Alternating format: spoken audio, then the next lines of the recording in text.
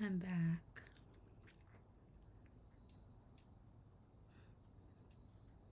Streaming all day, every day.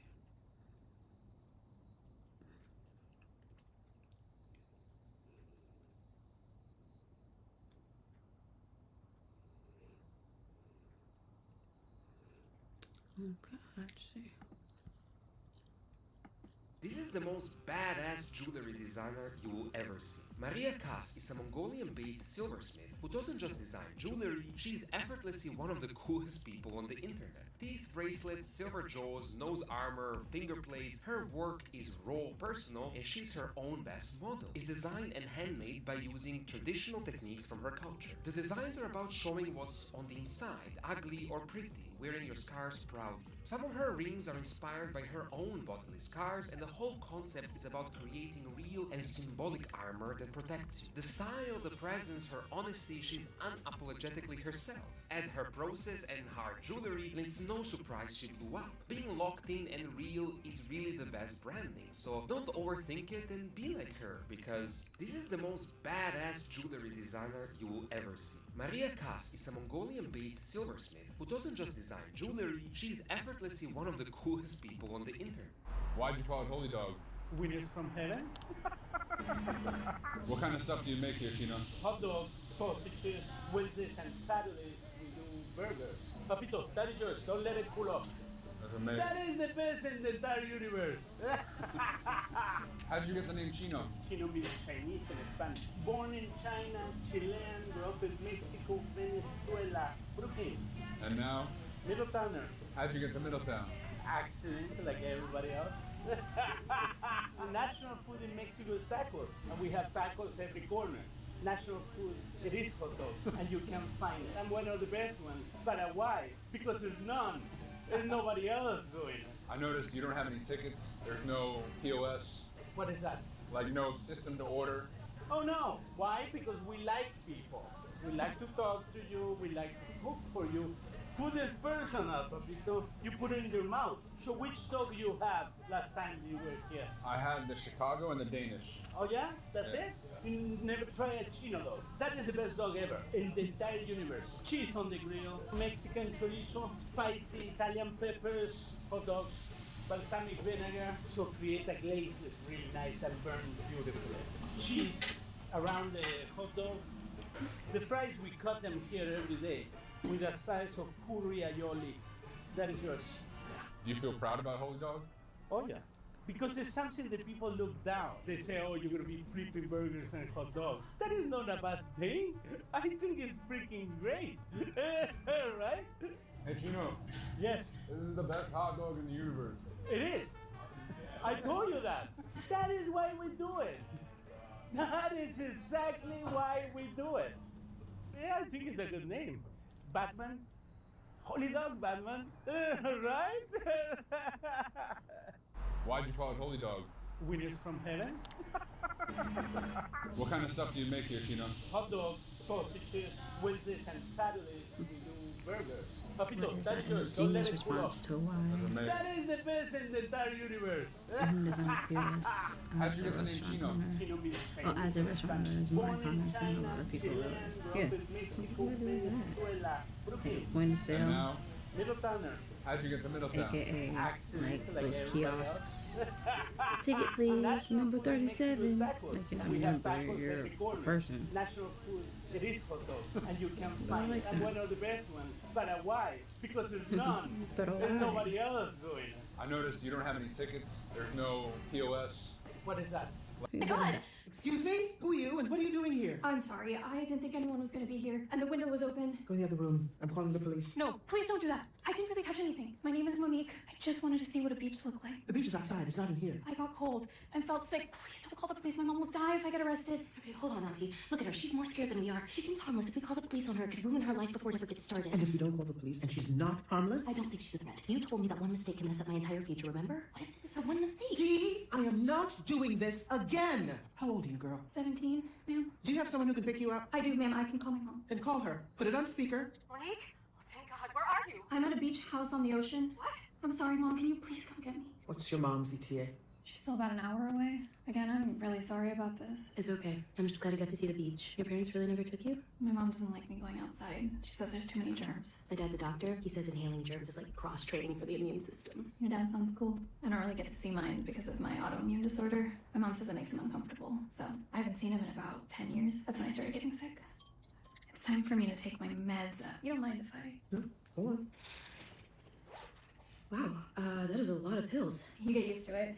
Just hate that they make me so nauseous and tired. Would you mind if I lie down for a bit while I wait for my mom? There's the bedroom over there. Leave the door open, please. Stop that. So strange. They're all from different pharmacies and different hospitals. Is that normal? I don't think so. But not much about this girl seems normal. Mm-hmm. Okay, thanks, Dad. I will. Did you call your father? Yep. And he said these medications should not be taken together. D? And this one, Ipecac, isn't a medicine at all. All it does is cause nausea and fatigue. This is none of our business, D. He thinks this might be a case of Munchausen by proxy. That's what happens when a parent intentionally makes their children sick to get attention. Yes, I know what it means. If that's what's going on here, is she a little old not to have realized something is off? It might not ever have occurred to her to question her mom, or to question why all of her prescriptions are coming from different hospitals. That is a lot of maybes, D. I know, but we have to help her. My mom texted. She's almost here. Glad to hear that. Do you ever talk to your doctors about the medications they're giving you? No, my mom always takes care of all of that. Why? It's just, I was worried, so I called my dad. He said that a lot of the drugs you're taking aren't treating your symptoms. In fact, they might be causing them. That can't be right. My mom is very careful about what I take. I told him which meds you take, and just please look at what he has to say about the last one. Induces nausea? But my mom has sacrificed everything to take care of me. Why would she make me sick? That's a question you're going to have to ask your mother, dear. It doesn't make sense. My mom loves me. Of course. You know, sometimes parents don't want to let their children go because they love you so much. It's like my mom. When I wanted to start making my own life decisions, it wasn't easy for her to accept, but eventually... My mom's outside.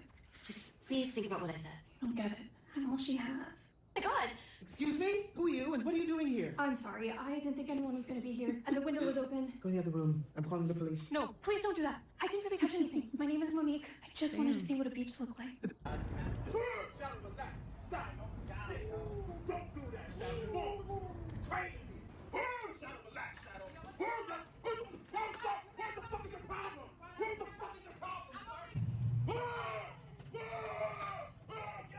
Damn, dropped his shit. They just got it too.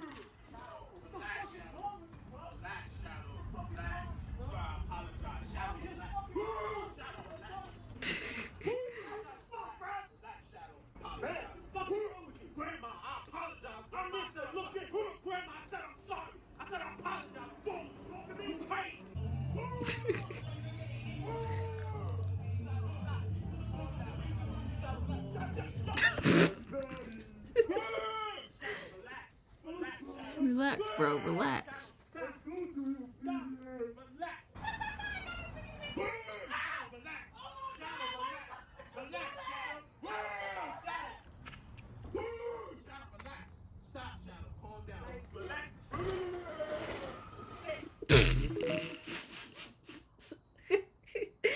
I know that some of these have to be like, what do you call it?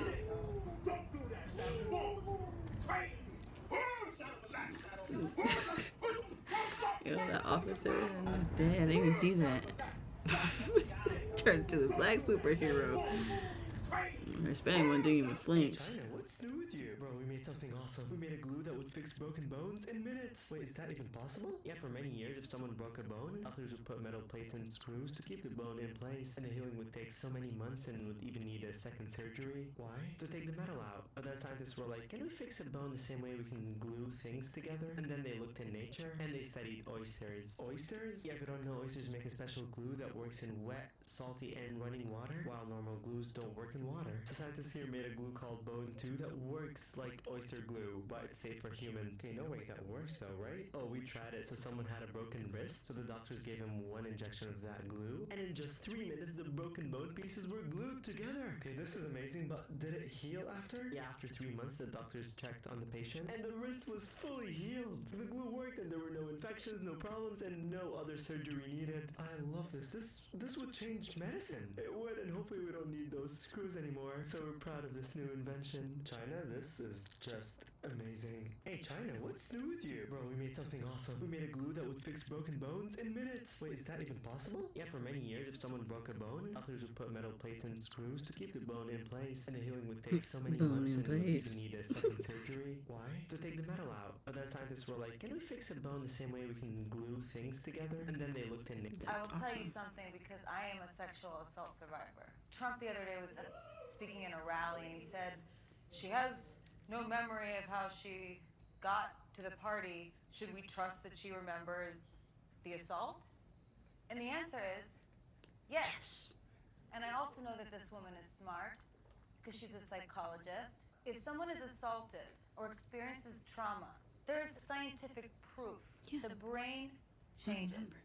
What it does is it takes the trauma and it puts it in a box and it files it away and shuts it so that we can survive. It can cause body pain. It can cause, baseline elevations in anxiety. It can cause complete avoidance of wanting to even remember or think about what happened to you. But what I believe that I have seen, when this woman saw that Judge Kavanaugh was going to be possibly put in the highest position of power in the judicial system of this country, she was triggered. And that box opened. She was brave enough to share it with the world, to protect this country. I will tell you something because I am a sexual assault survivor. Trump the other day was speaking in a rally and he said she has no memory of how she...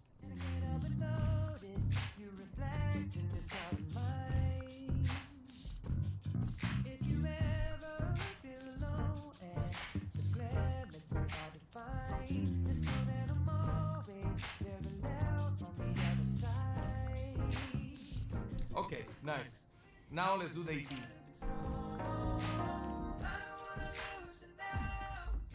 Actually, that was that. Did you record that? No!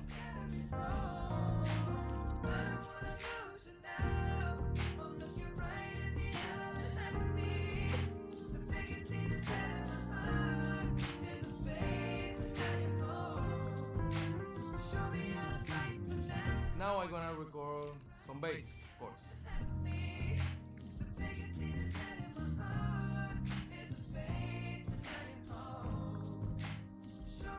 You know what?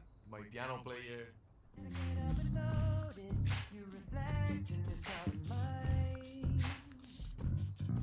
you ever feel alone and the glare makes it hard to find, just know that I'm always very loud on the other side. Okay, nice. Now let's do the EP. Hey, where were you yesterday? I was a ghost, I was alone. Are you still hung up on K-pop Demon Hunters? What are the next words? 어두워진 앞길 속에? No, you gotta say, 어두워진 앞길 속에. Get it right. Bro, no one cares about K-pop Demon Hunters anymore. You came at a bad time. You just crossed the line. Seriously? You wanna get wild? Can I please be free from you singing the exact same song over and over again? Is that all you can think of? You're all I can think of. Hey, where were you yesterday? I was a ghost, I was alone. Are you still hung up on K-pop Demon Hunters? What are the next words? It's okay. 어두워진 앞길 속에? No, you gotta say, 어두워진 앞길 속에. Get it right. Bro, no one cares about K-pop Demon Hunters. This is my mom's skincare routine. She is 66 years old. She's never had any fancy facial procedure, no facial treatments, just consistency and creating a strong foundation so that the products work. So first, she doesn't even wash her face at the sink. She washes her face in the bathtub so that the water drips down. I've literally never seen her wash her face at the sink. It makes for a cleaner bathroom. Pat dry, never swipe. Then she does a warm towel compress. Damp a towel, lightly squeeze it out, and then microwave it for 2 minutes. But her advice, 엄마는 이렇게 투미닛 하는 게 엄마한테는 그게 좋아서 하는데 처음 하는 사람은 너무 뜨겁지 않게 조심해야 돼. 자기 그건 자기 초이스 뭐. so adjust to what you can tolerate, just be careful. Then shake it out 이제 뜨거운 거 조심해서 얼굴에 and pat the heat onto your face. This not only opens the pore for your next skincare steps, but it relaxes facial tension and increases blood circulation. Then she applies her homemade mask, and as you guys can see, there's no mention of products yet because my mom's philosophy on good skincare is 정도가 중요한 게 있는데 퍼스트로 중요한 게 나이아지라고 생각해.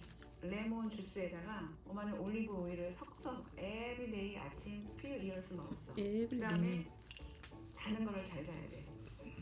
못 자고 나서 마스크팩 해도 별로더라고. 잘 자야 되더라고.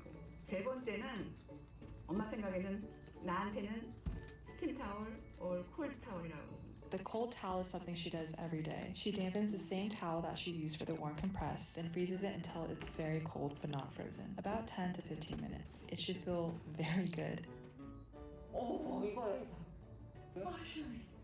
And now it's time for the products now that the foundation has been set. She does refrigerate most of her products for the cooling effect, and then she applies toner, vitamin C, along with some serum. She has very dry skin, by the way, so this is why there's a lot of moisture going in. Then she applies lotion that she mixes with hemp seed oil. And notice how she's always swiping up or patting in. She never drags around her skin because that creates a faster formation of wrinkles. Then she finishes with sunscreen, and that is her morning routine. Stay tuned for her night routine. I'm so sorry I couldn't fit it in one video. It's a bit different, and we hope you love that one just as much.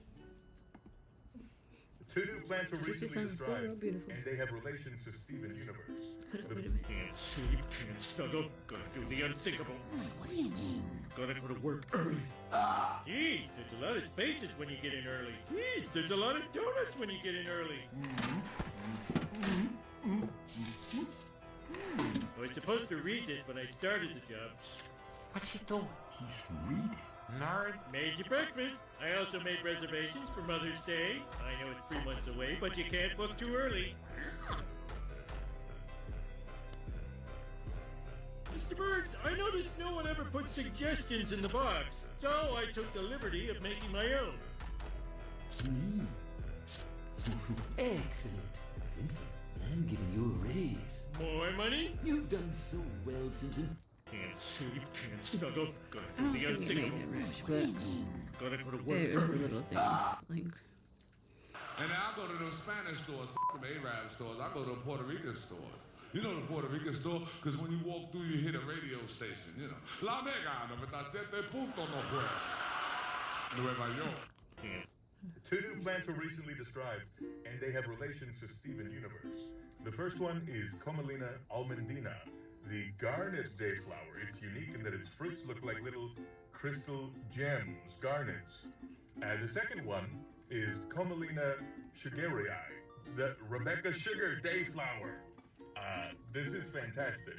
Marco Pellegrini and team have named these two fittingly, and I enjoy these types of botanical namings in that they get folks who might not be interested in plants connected, and it's a great way to honor media that is inclusive and diverse, and so really exciting. Science is so intimately connected with our social lives that this is a good example. I'm going to put the reference to the article up here if you want to take a look. It's the European Journal of Taxonomy.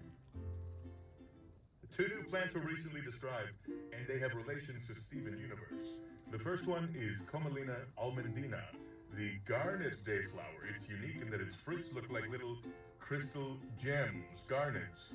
The second one is Comelina sugarii, the Rebecca Sugar dayflower. This is fantastic. Marco Pellegrini and team have named these two fitting. Can't sleep.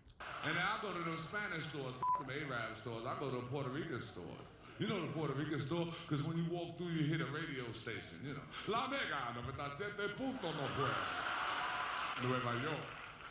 And Bobby always on the phone while you trying to buy something, man. This nigga on the phone, you standing there, he catch an attitude with you like you disturbing this conversation. You're like, hold on. Papa, what's the matter with you? I said, what's the matter? I want to know how much is the 40. Papa, you come in there every day, you drink the same $40. Now you come today, Papa, you want too much problem for me, my friend. So I be like, you. He said, no, you. I don't scared of you because you black. I said, nigga, you black too. He said, yeah, but you black like these, you know. I look around the store for shit to start. I said, well, every time I come to your store, the cats sleep on the bread. You gonna tell me he live here? And then I go to those Spanish stores, them Arab stores. I go to Puerto Rican stores. You know the Puerto Rican store? Because when you walk through... What if Bernie Mac got saved and started a church? Ladies and gentlemen, Pastor Bernie Mac. Want to talk to you just for a couple of seconds. Oh, Bernie Mac.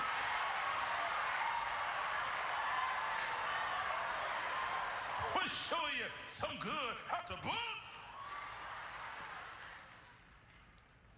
Top 3 people said, don't let the devil take your milk and cook. Man, he preached so good, he give an altar call. Guess who come down and get saved? Mike Tyson. Pastor Bernie be like, son, your face look familiar. Talk to it, tell her your name. Mike Tyson be like, well, first of all, I just want the Lord to save me. I want him to sanctify me, fill me with the precious Holy Ghost. And I want him to deliver me from all my fears and help me Is this stop the pastor? ideas. Who's also a comic? What if Bernie Mac got saved and started a church? Ladies and gentlemen, Pastor Bernie Mac. Want to talk to you just for a couple of seconds. I need to look at the comics. We'll show you some good out the book. Top 3 people said, don't let the devil take your milk and cook. Man, he preached so good, he give an altar call. Guess who come down and get saved? Mike Tyson. Pastor Bernie be like, son, your face look familiar. Talk to it, tell her your name. Mike Tyson be like, well, first of all, I just want the Lord to save me. I want him to sanctify me, fill me with the precious Holy Ghost. And I want him to deliver me from all my fears and help me stop biting all people's ears. Just pray my strength. What if Bernie Mac got saved and started a church? Ladies and gentlemen, Pastor Bernie Mac. Give me a second, guys. Want to talk to you just for a couple of seconds.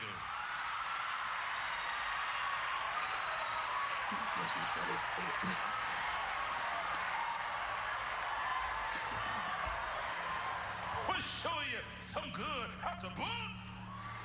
So both feet together. Core tight. Hips tight. Yes. Now lean into me. Keep your hips forward. Now, do you see that position right there? I want you to stay in that position every single minute that we are accelerating. You got it? So even when you start to walk, I don't want you to push your butt back. I want you to keep your hips just like that. Hold it. Push down. Right. Hold it. Push down. Left. Hold. Push down. Whoa. Push. Left. Yep. Or Yep. football. Yep. Yep. Keep going. Keep going. My first thought was football. But Okay, stop. Now, did you feel your hips start to go back? Keep the position. As you pop your knee and that foot's coming forward, keep your ankle tight so that when you push, that push is going to be hard. And go. Push. Push. Push. Push. Push. Push. Yeah. So both feet together. Core tight. Oh, y'all don't know what happened to Salt Bay? Y'all remember Salt Bay, right? The dude who did this with the food? Well, his career was actually ruined. His restaurants went out of business. He lost all his fame, and it's all because of one person. Let me show you a picture of that person. This is the person. It was him. He lost everything because of himself. Why? Because Salt Bay had a problem. The fame went to his head because right after he got famous with the meme, he starts taking pictures with celebrities. He opens a bunch of new restaurants, but then the reviews come out for the restaurants and they're terrible. Why? Because the food looks like this. They said, Salt Bay, why did I say juicy but it tastes like a brick? He said, hold on. People said his restaurants were all flash, no substance. To top things off, he had bills up to $100,000. The food was expensive too. Salt Bay's response is pour on the flash, baby. He started posting a bunch more pictures on Instagram, shirtless, posing. They said, Salt Bay, could we talk about the food though? Salt Bay said, hold on, he gave me attitude? He talking smack? Salt Bay said. But here's where everything changes. In one of his restaurants, because it's all flash and all flare, one of the cooks splashes gasoline on the fire to put on a show. Did it burn it down? Too big. And multiple people are hospitalized with life-changing injuries. People said, Salt Bay. Salt Bay said, he still ain't respond. Oops, he did respond, excuse me, by posting pictures and videos of him serving the Venezuelan dictator whose people were starving at the time. People said, Salt Bay, that's not it. You better say something. Salt Bay ain't respond. It also turns out he's a terrible boss too. He made his female workers wear skimpy outfits. He took tips from his workers, and to top it all off, he would fire you for no reason if you didn't like your shirt that day. But here is where things start to get wicked. He's not responding to any of these things. He just keeps posting pictures until He posts the wrong picture. This is a picture with Messi after Messi won the World Cup. People said, nah, Salt Bae not relevant. How do you get this picture? So people start to dive a little deeper. Turns out Salt Bae snuck onto the field and ambushed Messi to take this photo. I want you to look at Messi's face. He look a little confused. Messi always look a little confused. But in this picture, he looks super confused. More videos and photos come out and Salt Bae is acting an ass. He grabbing the World Cup from players, grabbing players so they could take pictures with him forcibly. It's not a good look. This pisses people off. FIFA, the soccer people, call Salt Bae and they say, Salt Bae said, don't do nothing with your hands, you banned for life, don't show up, he said. He was banned for life for anything FIFA. Years later, he pulls up to a FIFA event. They said, banned for life means banned for life. They escort him out, and that marked the end of Salt Bae's career. Not because it was embarrassing and people said, oh, dang, Salt Bae's getting kicked out. It's because you didn't care. Because this didn't make headlines, and that marks the true end of somebody's career. So just remember, kids, stay humble. Oh, y'all don't know what happened to Salt Bae? Y'all remember Salt Bae, right? The dude who did this with the food? Well, his career was actually ruined. His restaurant went out of business, he lost all his fame, and it's all because of one person. Let me show you a picture of that person. This is the person. It was him. He lost everything because of himself. Why? Because Salt Bae had a problem. The fame went to his head because right after he got famous with the meme, he starts taking pictures with celebrities. He opens a bunch of new restaurants. Welcome to episode 20 of my Cooking and Rice Cooker series. Today I'm sharing a classic rice cooker recipe, bibimbap. If you don't have a stove but you still want that fried egg, you'll have to make the egg first and set it aside if you want to use the rice cooker pot itself as a bowl, which is what I like to do. Otherwise, you have to wash the pot out before making the egg, which is kinda a hassle. About 10 minutes into cooking the rice, add the marinated beef and mushrooms, then after an additional 6 to 7 minutes, add the remaining vegetables. If you don't care about overcooked ingredients, feel free to add everything all at once in the beginning. Once the rice is done, I top it with the store-bought bibimbap sauce, toasted white sesame seeds, and the egg from earlier. Mix everything all together, the bibim part of bibimbap, and I hope you enjoy. Welcome to episode 20 of my Cooking and Rice Cooker series. Today I'm sharing a classic rice cooker recipe, bibimbap. If you don't have a stove but you still want that fried egg, you'll have to make the egg first and set it aside if you want to use the rice cooker pot itself as a bowl, which is what I like to do. Otherwise, you have to wash the pot out before making the egg, which is kinda a hassle. About 10 minutes into cooking the rice, add the marinated beef and mushrooms, then after an additional 6 to 7 minutes, add the remaining vegetables. If you don't care about overcooked ingredients, feel free to add everything all at once in the beginning. Once the rice is done, I top it with the store-bought bibimbap sauce, toasted white sesame seeds, and the egg from earlier. Mix everything all together, the bibim part of bibimbap, and I hope you enjoy. Welcome to episode 20 of my Cooking and Rice Cooker series. Today I'm sharing a classic rice cooker recipe, bibimbap. If you don't have a stove but you still want that fried egg, you'll have to make the egg first and set it aside if you want to use the rice cooker pot itself as a bowl, which is what I like to do. Otherwise, you have to wash the pot out before making the egg, which is kinda a hassle. About 10 minutes into cooking the rice, add the marinated beef and mushrooms, then after an additional 6 to 7 minutes, add the remaining vegetables. If you don't care about overcooked ingredients, feel free to add everything all at once in the beginning. Once the rice is done, I top it with the store-bought bibimbap sauce, toasted white sesame seeds, and the egg from earlier. Mix everything all together, the bibim part of bibimbap, and I hope you enjoy. Welcome to episode 20 of my Cooking and Rice Cooker series. Today I'm sharing a classic rice cooker recipe, bibimbap. If you don't have a stove but you still want that fried egg, you'll have to make the egg first and set it aside if you want to use the rice cooker pot itself as a bowl, which is what I like to do. Otherwise, you have to wash the pot out before making the egg, which is kinda a hassle. About 10 minutes into cooking the rice, add the marinated beef and mushrooms, then after an additional 6 to 7 minutes, add the remaining vegetables. If you don't care about overcooked ingredients, feel free to add everything all at once in the beginning. Once the rice is done, I top it with the store-bought bibimbap sauce, toasted white sesame seeds, and the egg from earlier. Mix everything all together, the bibim part of bibimbap, and I hope you enjoy. Welcome to episode 20 of my Cooking and Rice Cooker series. Today I'm sharing a classic rice cooker recipe, bibimbap.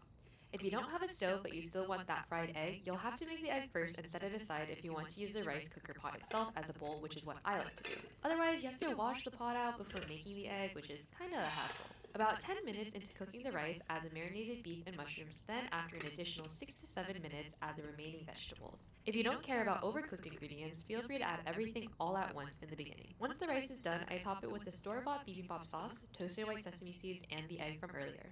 Mix everything all together, the bibim part of bibimbap, and I hope you enjoy. Welcome to episode 20 of my Cooking and Rice Cooker series. Today I'm sharing a classic rice cooker recipe, bibimbap.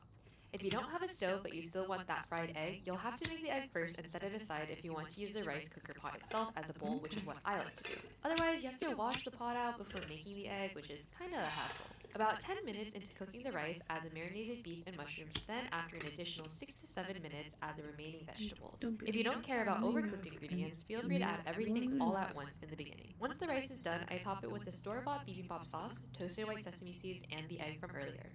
Mix everything all together, the bibim part of bibimbap, and I hope you enjoy. Welcome to episode 20 of my Cooking in Rice Cooker series. Today I'm sharing a classic rice cooker recipe, bibimbap. If you don't have a stove but you still want that fried egg, you'll have to make the egg first and set it aside if you want to use the rice cooker pot itself as a bowl, which is what I like to do. Otherwise, you have to wash the pot out before making the egg, which is kinda a hassle. About 10 minutes into cooking the rice, add the marinated beef and mushrooms, then after an additional 6 to 7 minutes, add the remaining vegetables. If you don't care about overcooked ingredients, feel free to add everything all at once in the beginning. Once the rice is done, I top it with the store-bought bibimbap sauce, toasted white sesame seeds, and the egg from earlier. Mix everything all together, the bibim part of bibimbap, and I hope you enjoy. Welcome to episode 20 of my Cooking in Rice Cooker series. Today I'm sharing a classic rice cooker recipe, bibimbap. If you don't have a stove but you still want that fried egg, you'll have to make the egg first and set it aside if you want to use the rice cooker pot itself as a bowl, which is what I like to do. Otherwise, you have to wash the pot out before making the egg, which is kinda a hassle. About 10 minutes into cooking the rice, add the marinated beef and mushrooms, then after an additional 6 to 7 minutes, add the remaining vegetables. Listen, I don't give a fuck where you from. If you see a woman in public with those three combinations, pajama pants, hair bonnet, and bedroom slippers, trust me, she bout that life. Pajama pants, hair bonnets, and bedroom slippers. That's a whooper bitch ass uniform right there. Oh, she about that life. I feel safe when I see a bonnet or two on my flight. Here's why. Cause when them bonnets see some shit that ain't right, they address that shit immediately. I was on the flight one time, a bonnet was on the flight. The stewardess had just served all the drinks. We hadn't even taken off yet. She stopped the stewardess. She was like, "Excuse me, but why he get the whole can of Sprite and I only get a cup of Sprite? We on the same motherfucking flight going to the same motherfucking city." I was sitting there with my drink like, "Bitch, you right. She right about that." Listen, I don't give a fuck where you from. If you see a woman in public with those three combinations, pajama pants, hair bonnet, and bedroom slippers, trust me, she bout that life. See, I'm the only thing about that, I don't wear my slippers outside the house. I try not to, because my slippers are home slippers and I don't like bringing in outside dirt inside. So, but I will wear my slides. I know I shouldn't, but I will wear my slides in and out the house, but I don't wear my slides where the carpet is. So like how my house is set up, downstairs is wood floor. It's hard. It's hard floor. Let's just say that, hard and carpet. Yeah, my slides, I walk on the hardwood floor, and then I wear like my socks or my slippers on both the hardwood floor and the carpet, because I don't wear my slippers outside. If I do, it's by accident, because I walked outside with them not realizing what I had on my feet. But people who walk, I don't understand people who walk like wear their house slippers outside their house and then walk inside the house with their house slippers on. I like to separate my outside dirt from my inside dirt, and I like to minimize the inside dirt. Don't let there be carpet all through the house. I'm about gonna have one of those houses that have all those shoes outside the house. No, keep your dirty ass, stinky ass shoes outside. Mine's included, because my shoes be dirty and sometimes stinky. No one is inept. Even babies be having stinky feet. Or maybe it's just my babies that have stinky feet. Hold on, let me double check.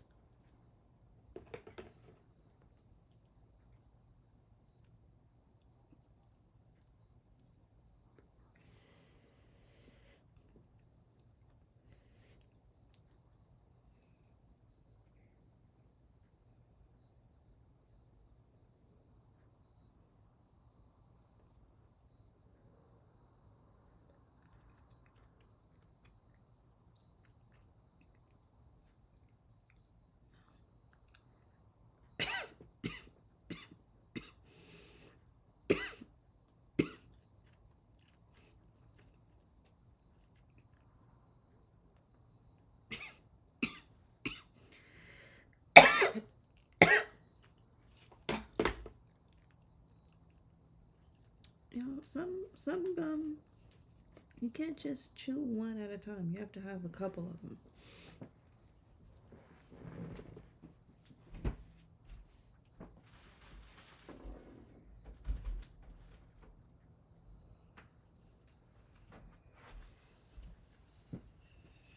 One second, y'all.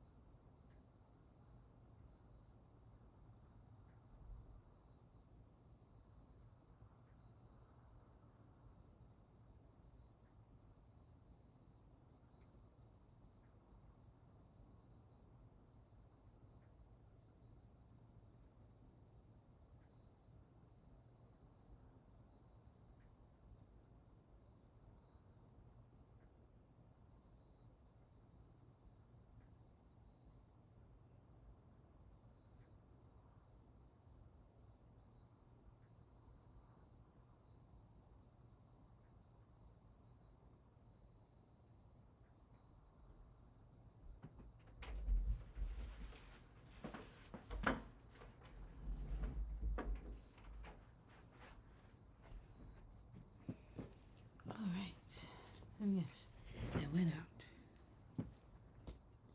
Oh man, y'all was here quiet. Sorry.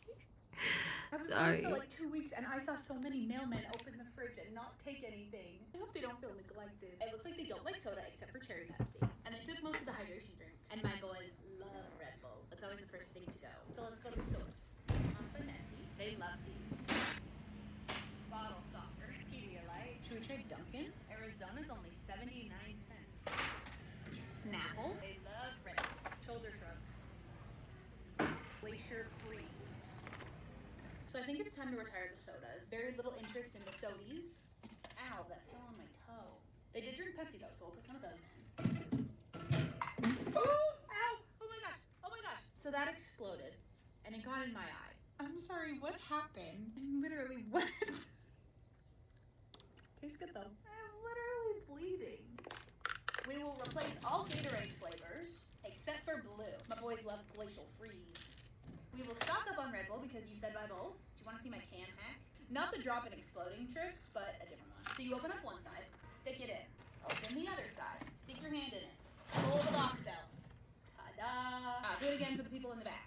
Open half. Put it in the fridge. Open the second side. Put them in. Wow. Yesterday I was at a wedding and I had 2 monsters, and then I only slept for 5 hours. So, the consequences of my own actions. Moss by Nessie.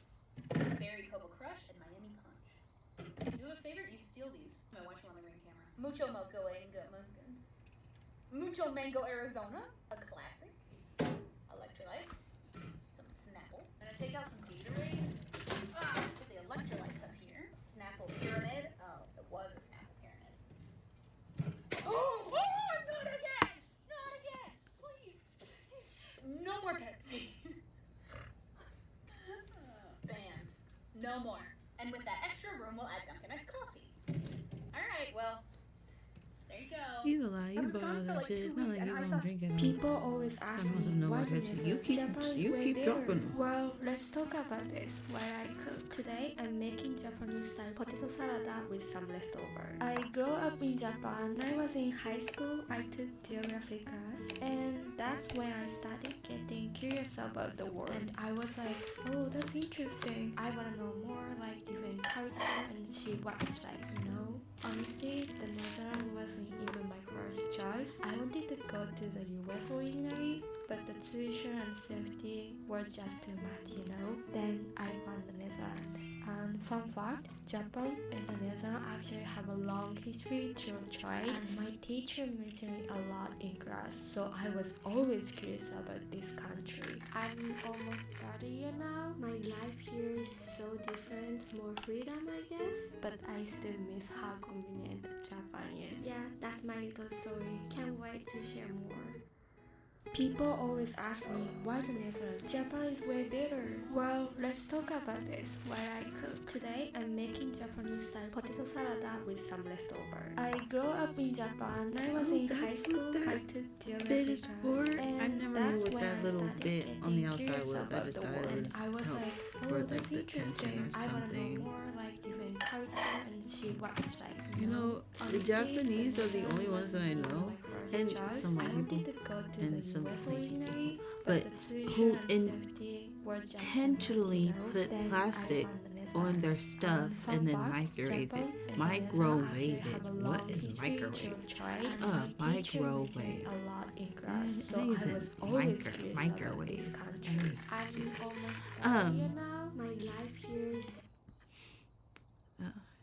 Yeah, that's crazy. Yeah, I only know Japanese people to put plastic over their bowls and stuff and microwave it, like intentionally put plastic on to cover their plate or bowl or whatever, and then microwave it.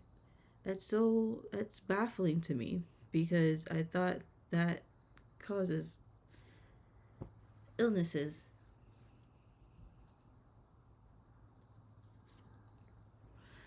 But maybe their plastic is different. Maybe it's food grade plastic, you know? You never know.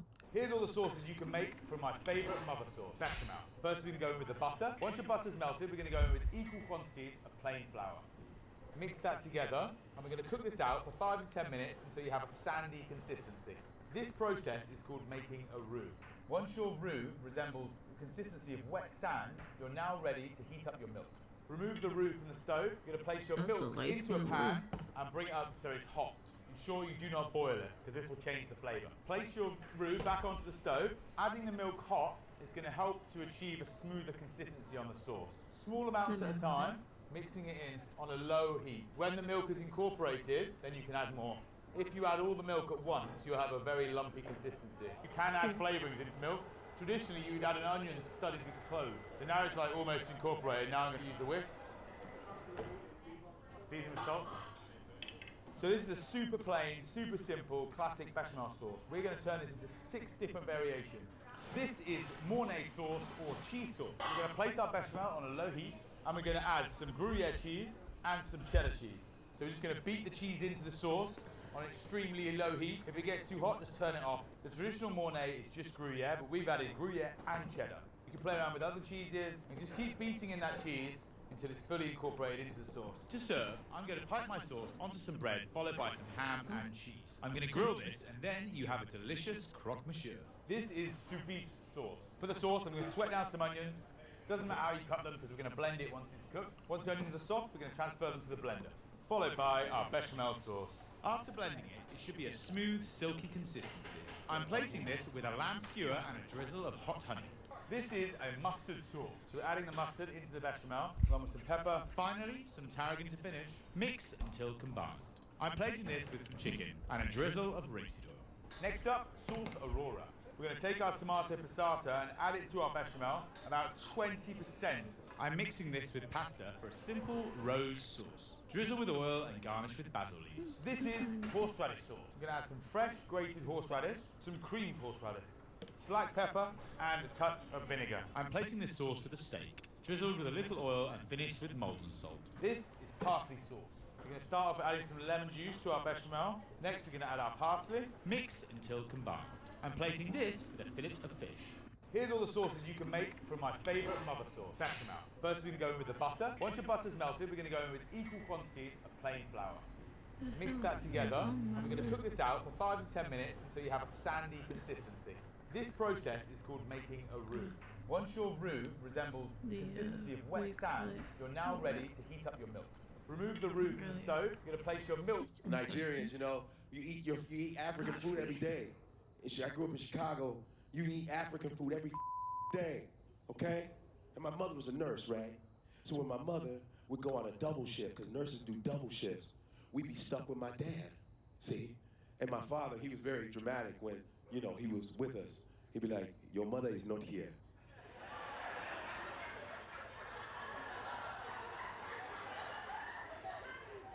She has left the house. She is on double shift. So, this is what I will do for you. And my father was a chauvinist. I will never cook for you, ever.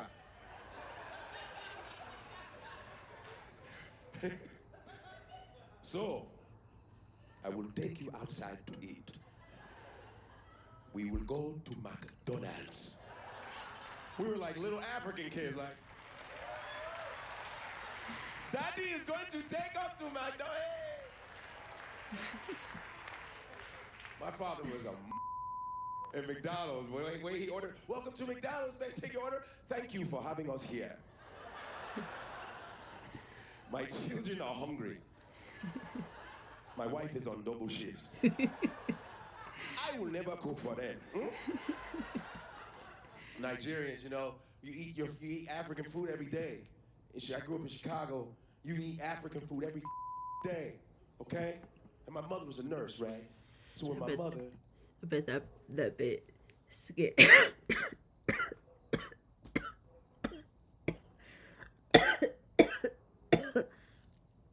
That's what I get.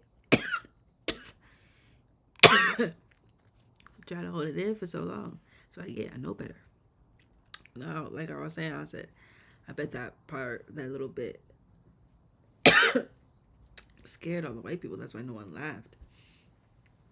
Because he looks scary. But like when It's funny because you can see the passion in him. Like, yo, we ate it every fucking day. Like, I bet eating the same things or the same variants of foods every day can get tiresome. But, yo, I've seen this clip before, and it cracks me up every single time. Godfrey is cool. Godfrey is cool. Are black musicians genetically better than white musicians? Get me in trouble. Not better, No? but they play different. Yes. White musicians seem to lag behind the beat. Yes. You know, I don't know why. Does black musicians hurt more? What? What do you mean hurt? I mean, is it? It's not that cliche. I mean, it's not that easy to say that because you came out of slavery, you play on the beat. What type of shit? A and 2 do not equal C, bruh. She started talking about, well, you know, the black people were despondent at night, and they said that's where the blues came from. So I raised my hand. I said, listen, my father's French, my mom is good looking, right? And I can play the blues. I never suffered, and don't intend to suffer. Are black musicians genetically better than? No, what they're trying to say is,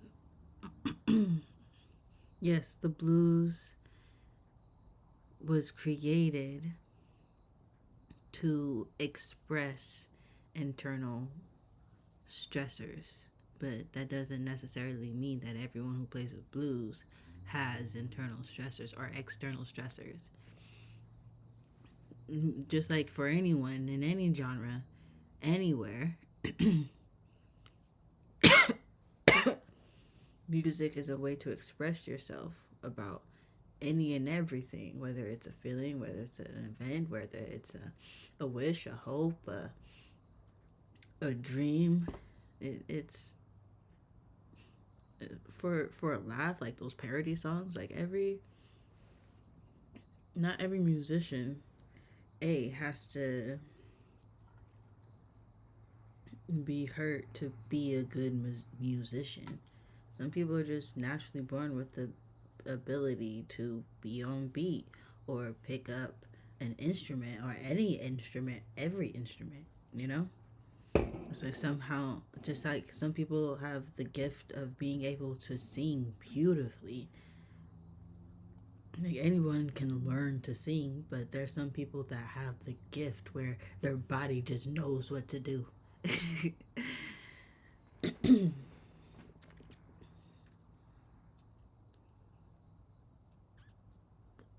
Finally out, cool. Because it was smoking a little earlier. My throat hurts anyways, so it's alright. My lungs can use a break.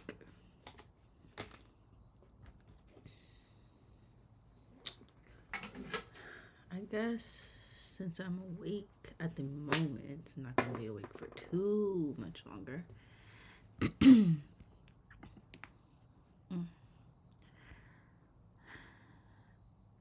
Yeah.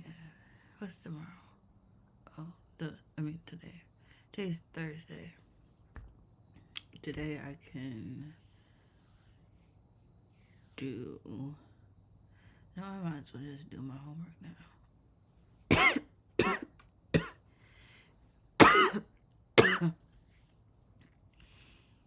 Yeah, I might as well just do my homework now. Because, you know, I'm up. I'm just wasting time. You're not going to defeat the right. You're not with a spicy tweet with a Canva infographic. They've got billion-dollar media empires, rageful Facebook uncles, and political strategies so later they make exceptions like Pong. That's what's happening. Meanwhile, you're trying to cancel someone with 48 followers because they used the wrong flag and an emoji in 2016. It's not a fight. It's performance art. It's titled Yelling into the Algorithm While Democracy Dies Off Screen. The right doesn't just win votes, they win narratives. You guys are arguing with the WWE of plotline and stories because who cares if it's real? People still think wrestling's real. Who cares? No one cares. You can't just say, you know wrestling's fake, right? No, they don't care. I don't care at all. They make you think tax breaks for billionaires are somehow protecting your freedoms. They sell beer in fun-sized pieces, weaponize nostalgia like it's a WMD, and package oppression as it's common sense. You're not arguing with logic. You're arguing with the vibes engineered in a lab entirely out of Tucker Carlson's forehead veins and gerrymandering. You're not doing it. And the left? Oh, baby, we love to eat our own, right? You guys love to eat your own? That's crazy. Every pillar commune becomes a purity Olympics. You can't protest without someone yelling that your sign isn't inclusive enough or that your stance on oat milk is problematic. We're not organizing, we're auditioning. It's not solidarity. It's speed-running self-destruction while Fox News takes notes and laughs in corporate. That's what's happening. It's infuriating. They don't need to be right. They don't care about being right. They are on the right. They already feel like they're right. They just need you to be exhausted. They want you fighting over tone while they rewrite the Constitution behind the curtain. They want you focused on nuance that you forget. They just banned books. They just banned books and made empathy a felony. They just made empathy a felony. That's what they did. You think you're in a debate, you're in a demolition derby with a clown full of billionaires on fire, a clown car. It's full of billionaires, and they're on fire, and they're laughing at you. You think you can beat them with an infographic that with data, with plot points and narratives and all this stuff? You are a psychopath. You can't do that. The very same left that says, well, if you don't tip, you're a monster. But if you do tip and you don't leave enough, you're still a villain. That's what happens. You're not using enough pronouns today. That's a little bit of an issue. Gender expression hasn't even become introspection. It hasn't been introspecting for years. It is performative allyship. Everything is just performative, and we're all exhausted and crying about nothing. It's ridiculous. Please, remember, you're not going to defeat the right. You're not. Not with a spicy tweet with a Canva infographic. They've got billion-dollar media empires, rage-fueled Facebook uncles, and political strategies so later they make except. What we need are more politicians that know what they're saying. We need more people to not necessarily bite the bullet, but like, if they want to play dirty, they showed you what kind of time they're on. They showed everyone what kind of time they're on. But I don't speak on none of that because I'm not in politics. I have no interest in being in politics. I don't. I really don't. You see what happened to every single person that has went into office. Every month they look older. Every month is a year off their life. Or damn near half a month.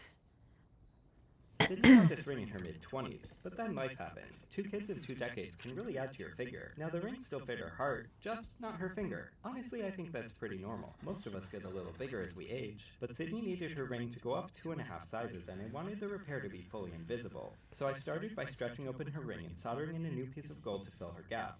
After trimming the excess, I used a divider to mark 2 equidistant spots for 2 extra diamonds. Since it's an eternity band, I didn't want to break the pattern with a blank spot, and adding 2 new diamonds is really the only way to keep the flow intact. The tricky part is copying every detail from the round openings on the sides to the pointed prongs on top. Precise carving without cutting too deep or leaving anything too chunky. Needs to be clean enough that Sydney herself won't even notice the difference. Also, I had to tighten pretty much every other stone on the ring. They loosened partly from the stretching process and partly just from being 20 years old. The last step was to polish Sydney's ring inside and out. And here comes my favorite part, dropping it into the ultrasonic to watch the demon energy escape from the ring. Now that my work here is done, see if you can spot which section I added. Comment your answer down below. Sydney got this ring in her mid-20s, but then life happened. 2 kids in 2 decades can really add to your figure. Now the ring still fit her heart, just not her finger. Honestly. Come with me again to find Japan's most English. Let's go. Need you. Feel the stern tats cuts through the current. Well-behaved parish, rarely may. I figure like as a gift. You only get to live one life. I know I'm ready to take that chance no matter what they tell me. Bona to the depths, spiel smo moreo dunton ditsrub. Things. You're as I am makes me strong. This is still a surprised face. Because I need you. I love good boy. I'm an open bud for I water me and I water that. Let me help you. Where did it go? I don't know what to do. Are you ready? The word doesn't come, don't make a mistake. It's gonna be a great day, actually, all the things now have. Only you can turn your darums into a reality, and you have everything is need to make it happen. I love mild temperatures. Come with me again to find Japan's most English. Let's go. Oh, that's cool.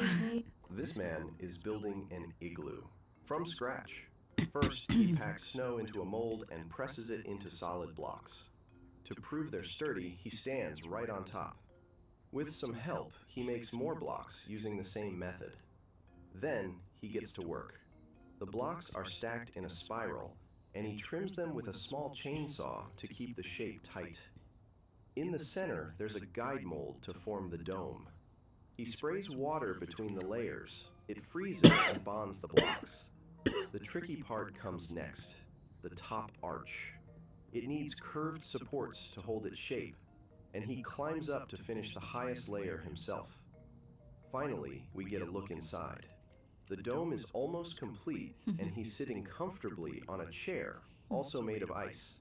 It's clean, solid work, all done with snow, simple tools, and a lot of patience. This man is building an igloo from scratch. First, he packs snow into a... All right, let's see.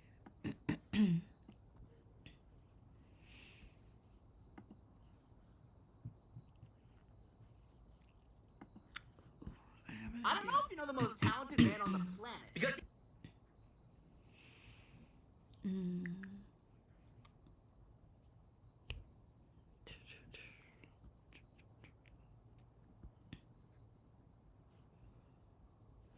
Yo, have you seen Sinners yet? I love that movie.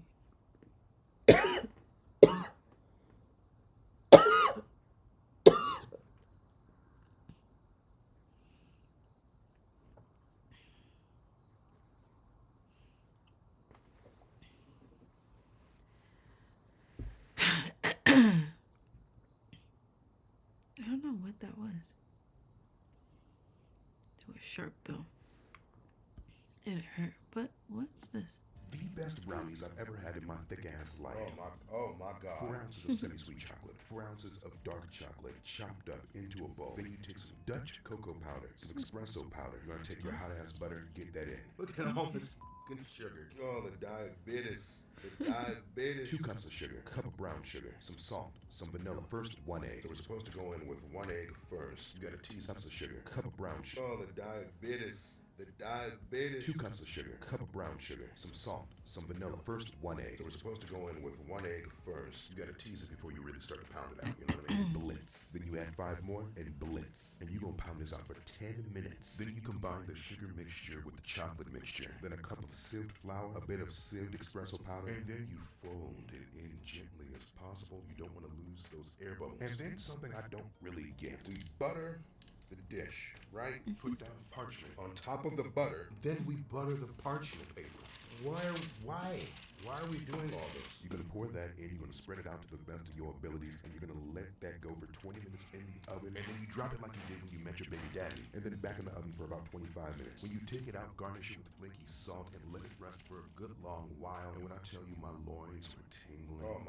Oh my God. Boy, this looks crazy. Borderline like a lava cake. The layers of cocoa, the bitter. Wait, the hold up. sweet, the Let me go it back. is some Dutch cocoa powder, some espresso powder. You're gonna take your hot ass.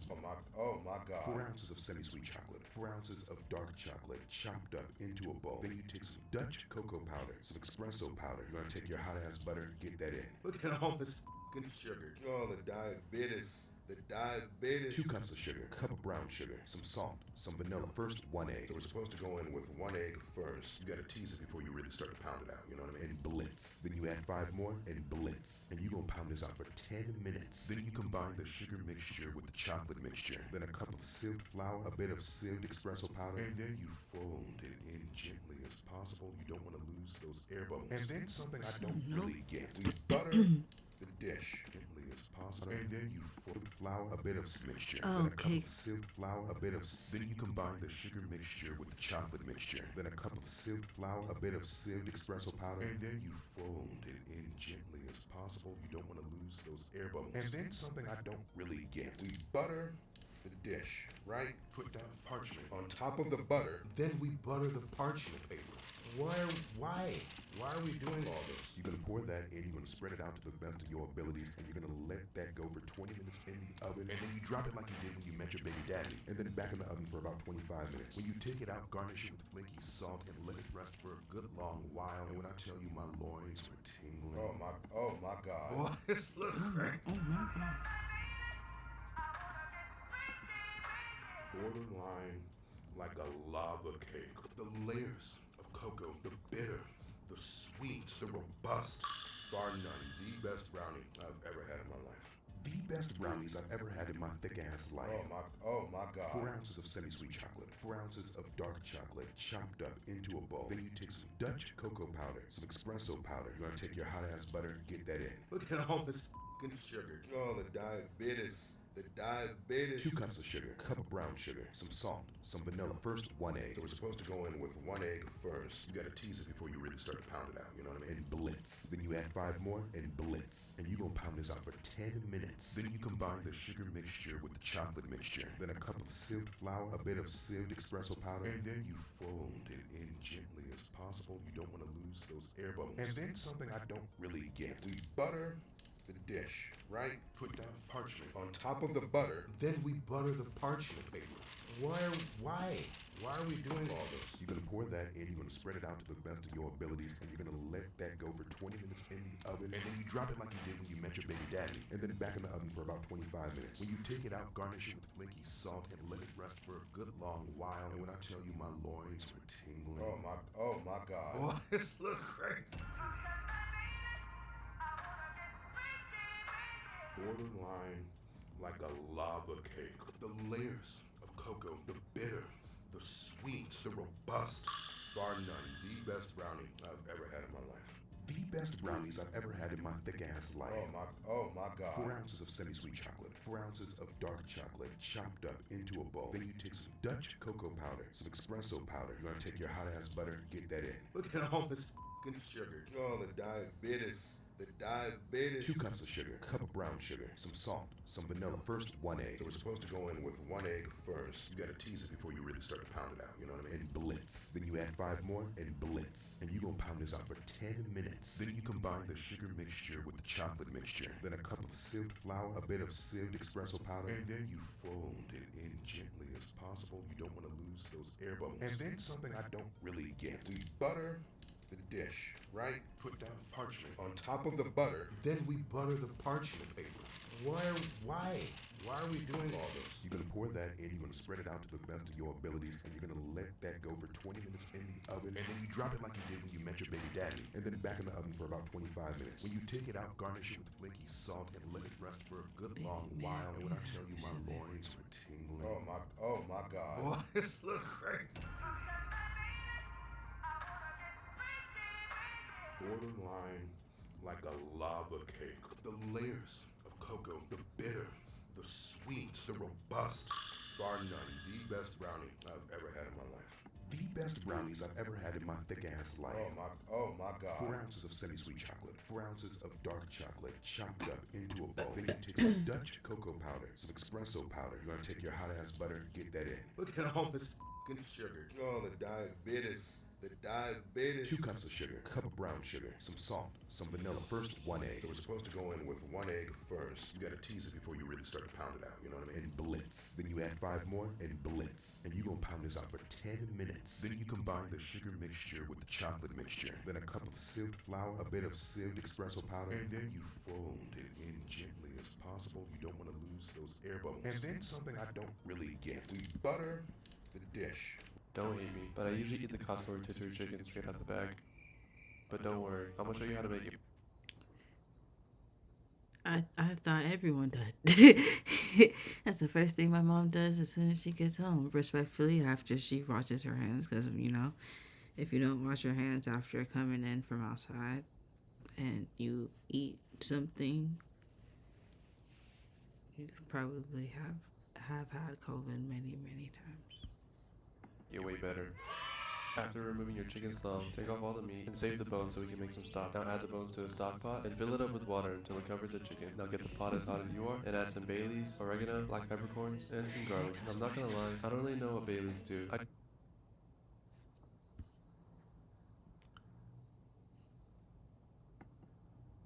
In 2006, there was a show on FX where two families swapped races, produced by Ice Cube. So for 6 weeks, they had a black family become white and a white family become black. And then all 6 of them lived in a house together. The show had 2 purposes. One is to see what the world would be like if you had a different skin color. The other objective, which is the most bizarre part of the show, is to see if you would pass as the other race. Like this white girl who is trying to pass as black is given a black chaperone who shows her like how to be black, like how to get a black boyfriend. The black family who becomes white, you can tell that they just think it's ridiculous.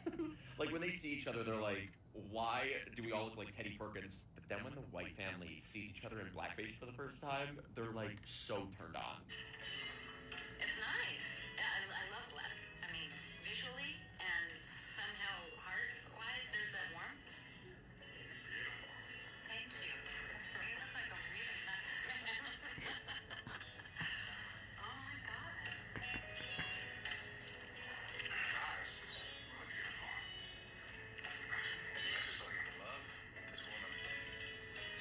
The black dad who's in whiteface goes to a golfing range to see if they'll think he's white. And he's like, hello, whites. Love those clubs. Where'd you get them?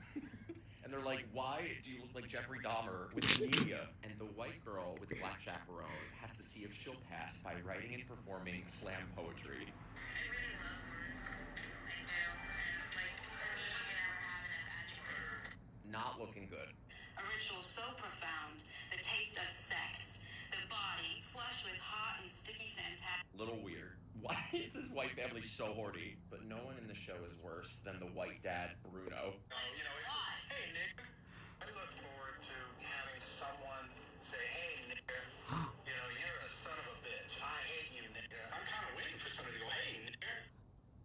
This man was dying to say it. Oh my god, he couldn't wait. So to test if racism exists, Bruno goes to a car dealership in blackface, and he's disappointed because he wanted them to be like, hey slave, you can't buy a car, and they didn't, so he says racism doesn't exist. Then the white family goes in blackface to sit at a panel with black people to hear their experiences on racism. But this is what happens when the facilitator asks if anyone's been called a derogatory name. You know, I used to work as a doorman at a disco, you know, and if somebody came up intoxicated or didn't have the right dress on, you know, I say, come on, nigga, you know, they're a lot more hostile than that. And I just, you know, yeah, that's right, I'm a nigga. You know, it just wouldn't affect me, and that would be the end of the conflict, just like. One day in blackface, this man's already making up stories about being called the N-word, and it did not upset him, and it shouldn't upset you either. No, literally.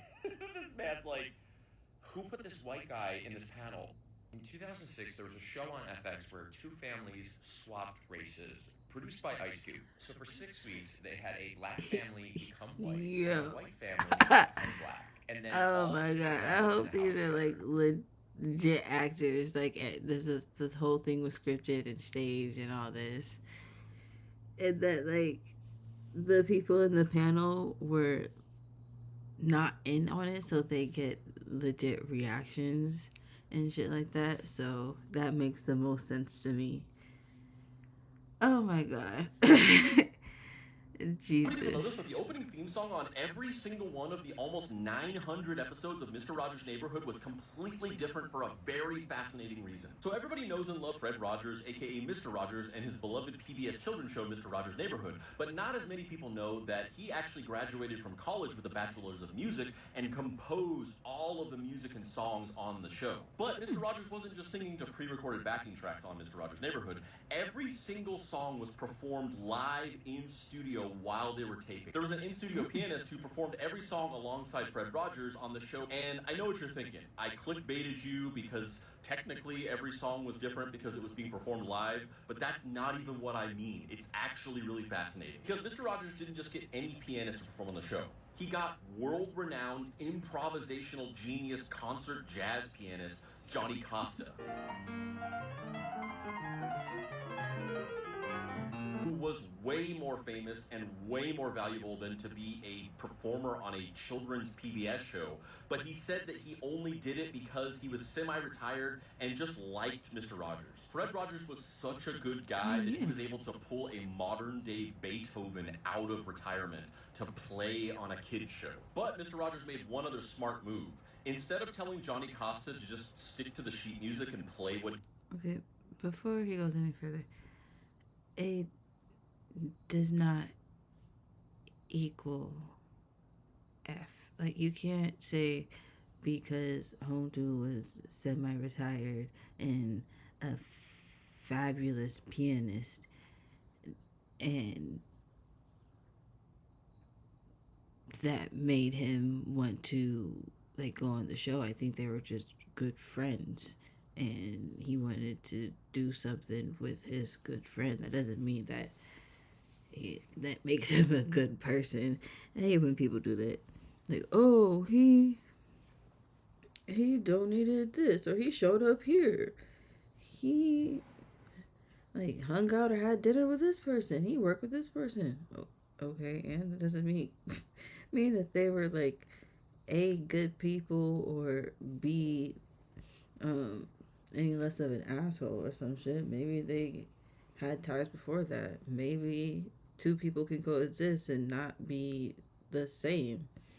Like, don't you have friends that are good people? Don't you have friends that are a bit an asshole and reclusive and extroverts and this, that, and the third? Like, don't you have a spectrum of friends, but you guys are all friends because you guys all, fuck with one another?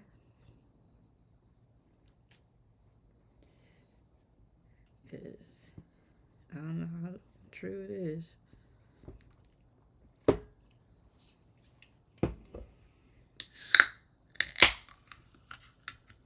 Gotta be wary of everybody. But I did remember watching Mr. Rogers? Yeah, Mr. Rogers' Neighborhood. The little puppets freaked me out, though. They were creepy. I don't like those marionette puppets. I think my friends suck. What makes you say that? They just ignore me all the time, and they never make an effort to see it. Are you sure they're not just busy? I mean, you...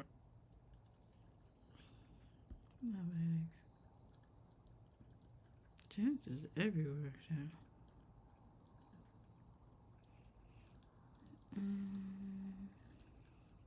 Let's see.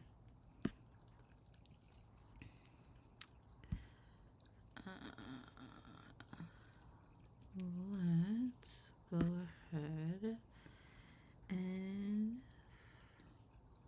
Why so many bass players are quitting? The most challenging thing in music right now is dealing with everything that surrounds the music that has nothing to do with the music.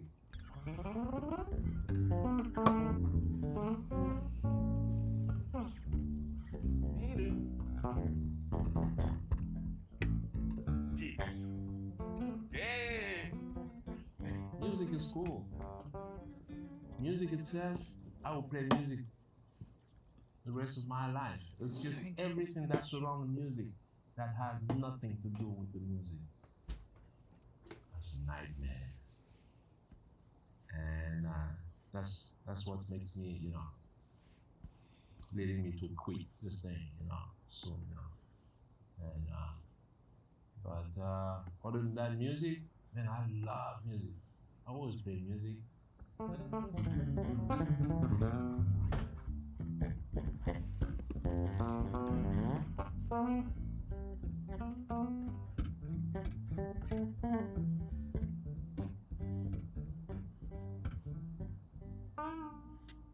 Musicians are the only people when they're done producing something, when we're done producing, arranging, paying the studio, the musicians and all this thing, we're done, the final product, we call somebody else to go sell it for us.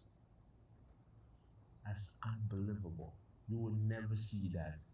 Apple will never make us iPhone. When they're done, call somebody else, go sell it for us, and eventually you will send us some royalties.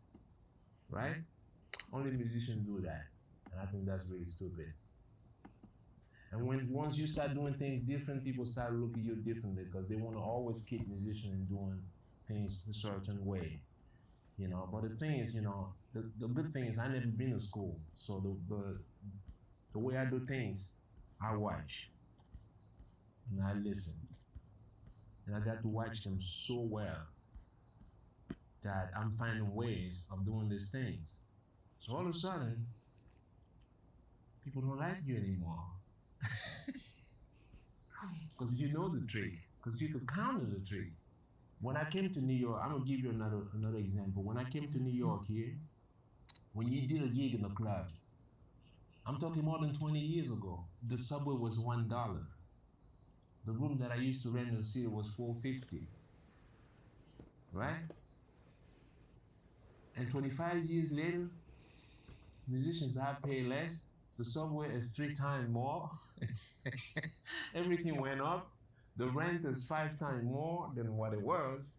And somehow, musicians are making less. I'm like, wait a second, okay, I'm not good at mathematics, okay? I'm not good at math, but something is wrong here. How come everything went up? I'm saying everything went up, except musicians' salaries. And that's why I'm telling people, you know what? Get yourself out there yourself. Run it yourself. Run it yourself. Don't rely anymore into record companies and all this thing. No. Run it yourself. The whole establishment was set in a way where musicians always feel like they work for people. I don't work for you, you work for me. Just a groove, that's all. Yeah.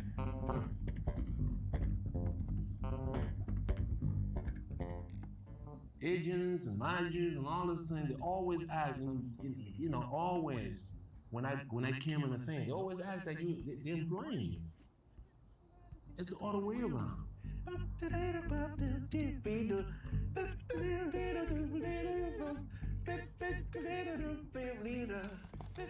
There's no crisis in music. Just because the CD is no longer the thing, all of a sudden, it's a crisis for Sony. It's a crisis for. It's their crisis, not my crisis. No. The crowd is there when I'm playing. Playing in Brazil with 30,000 people. I play in Korea with 40,000 people. When I went to Korea first time, there were maybe 200 people. What crisis are you talking about? When I sell merchandising at concert, I said more than 10 years ago. What crisis you guys are talking about? It's just all of a sudden when they get a crisis, they generalize a crisis. It's for everybody. I ain't got no crisis. Look, I'm running a club. If I didn't have a dime, if it was a crisis, I would not do this. Let's be real. Let's be. No crisis will come and shake the music. People always consume the music, you know, all the time. That's one thing. You look around. There's some people that go to movies. Some others don't go to movies. People that love football. Some people don't love football. Some people love basketball. But everyone listens to music. Everyone. You take a subway, everyone listens to music. And they keep talking about, oh, music's doing bad, all this thing.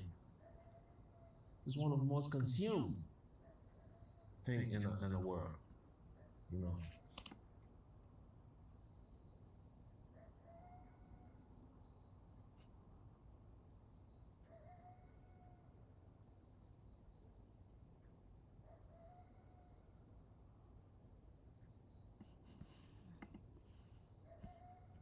What's next, guys?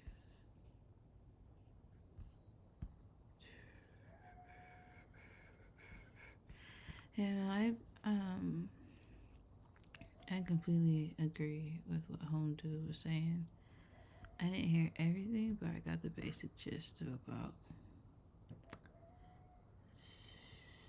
86% of what he was saying. But yeah, I feel the same way about the medical field. At first, I wasn't growing up, like, the medical field wasn't my first, second, third, fourth, or fifth choice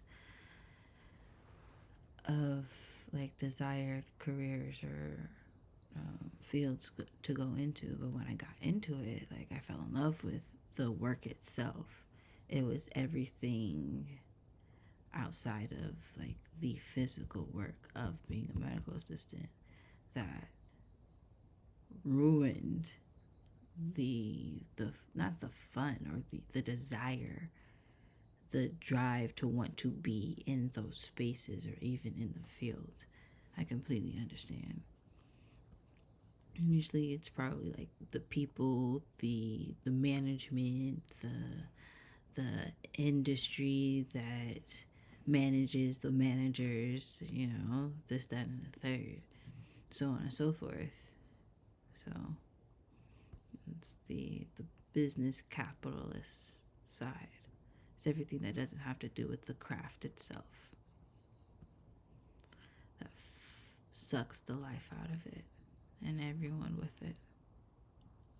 That got dark quick. Real quick. Okay, so should exist breakdown Stevie Impossibles.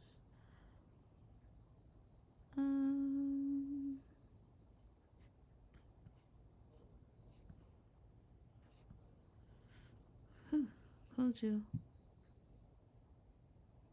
Okay, I've seen this a few times, but I don't know. I'm not quite sure if I want to watch again. Let's do mixing.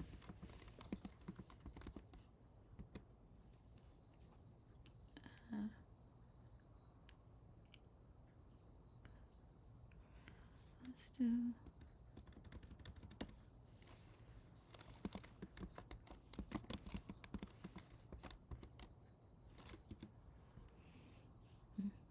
Mm-hmm.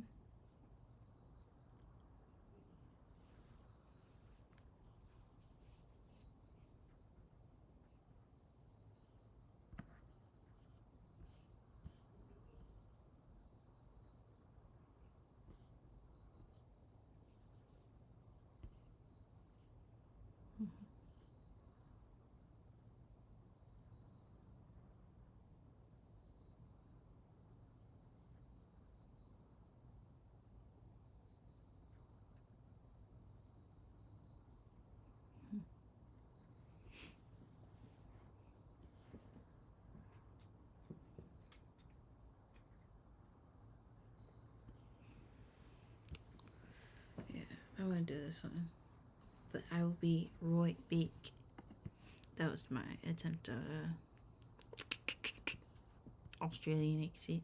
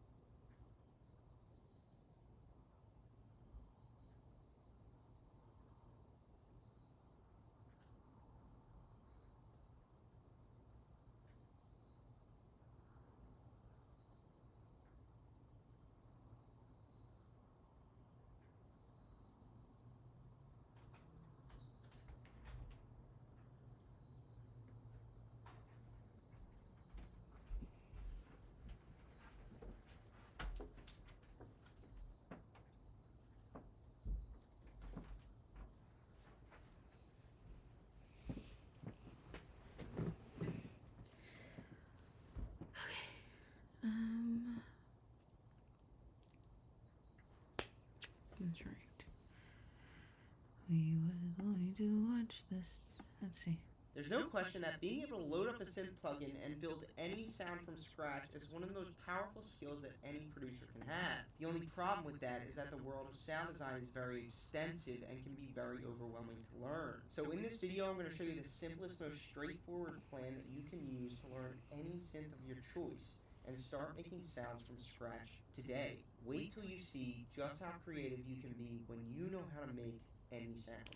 Okay, so before we start, you will need a fully programmable synth plugin. A couple of my favorites that I would recommend is Serum 2 because it's really powerful, Vital because it's free, and Silent because it's simple. For this lesson, I'm going to be using Serum 2, but I'm going to explain everything in such a way that you can apply everything I do in this synth to your synth of choice if you're on a different synth. Okay, let's start. Step 1 is to understand the basics of a synthesizer. The most common type of synthesizer you're going to come across is a subtractive style synthesizer. These synthesizers have three main parts. The first part are the oscillators, which generate a raw sound. The second part are the filters, which start subtracting from the sound. And then there are the envelopes and LFOs, which start shaping the sound or adding movement to it. Now here's what that looks like in real time.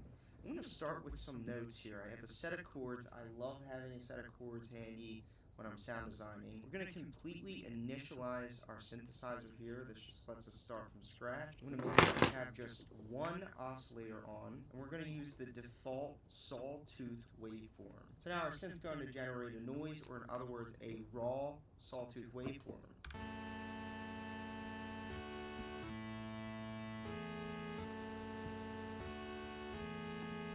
And yes, those are the high on life chords. The next module in the signal path is usually the filter. So now we can turn our filter on, make sure oscillator A is routed to it. I'm going to tighten it up a bit, and now we can start subtracting from the raw sawtooth waveform.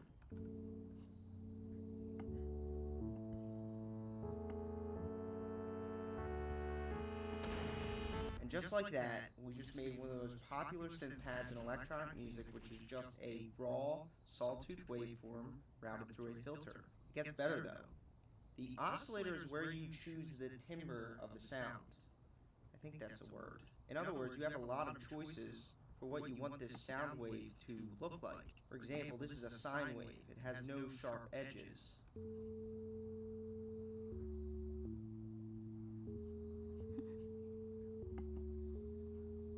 It gives you a very warm, focused sound. So when we play this back, we get a really focused frequency band. The sine wave is one of the fundamental waveforms, so get comfortable with it. Here's another fundamental waveform, which is the square wave.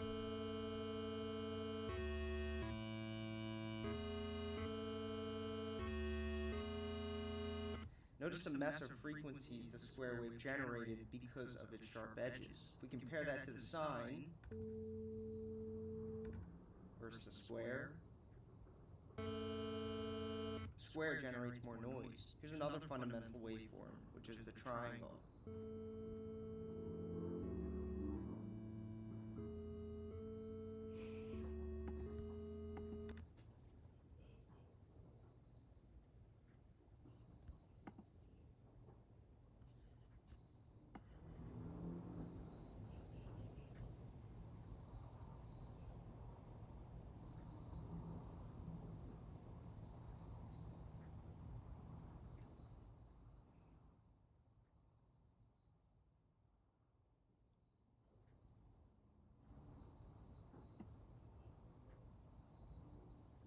I don't know if you guys heard that, but that's the sound of people racing.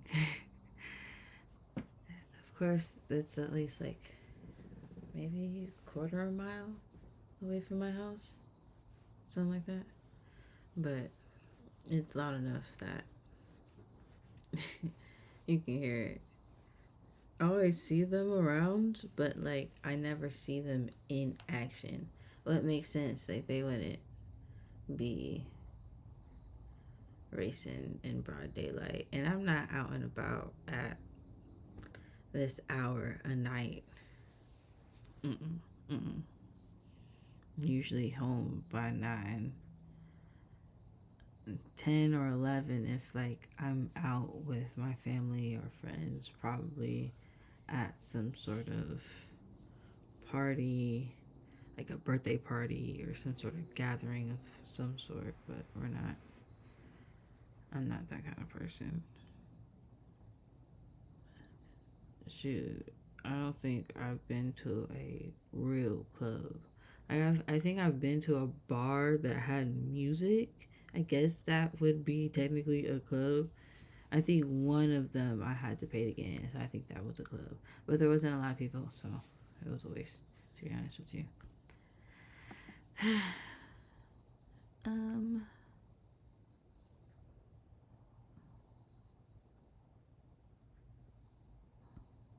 To be honest with you, I'm not even like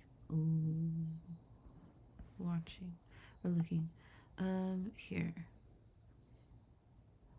Haha. You guys heard me, but you didn't see me. That's funny. Okay, so give me 2 segundos, por favor.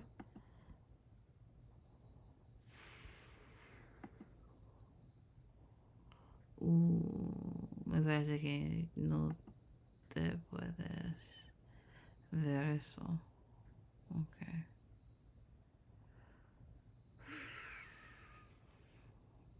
¿Qué es esto? Okay. Alright. I will do that then.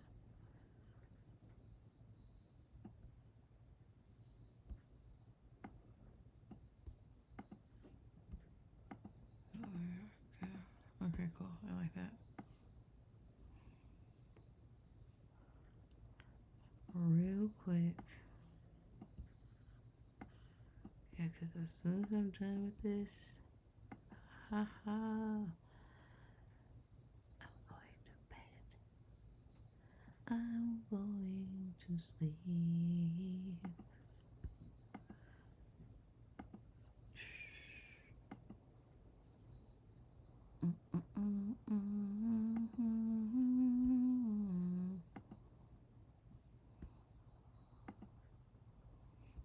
Okay, cool.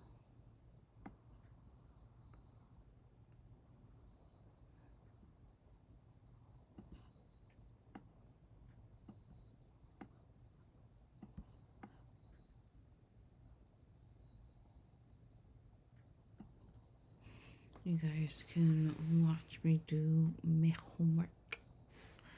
I forgot what the word for homework is in Spanish.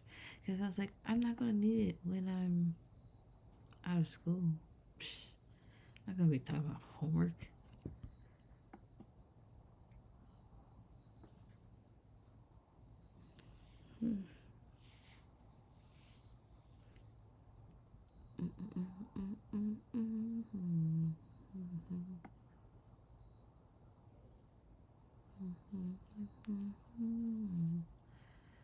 Okay, what am I doing? Oh yeah, I'm putting this one in here. Yeah, I might as well just keep those two together, to be honest with you. Alright. So, I am...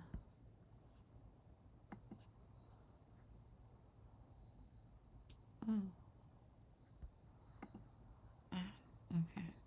Sorry, guys. So, I will be seeing the questions, but you guys will be seeing how I get the answer. And I cannot let you see the questions because A, it's a quiz or some shit, and B, if I get them right, then technically I'll be giving you guys all the answers if you guys ever take this class. And I'm pretty sure that there's some rule against me doing some shit like that, so you guys won't be seeing my actual homework, but you will be seeing a part of it, a piece, one section.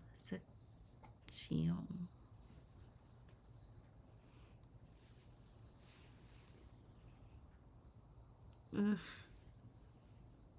My neck.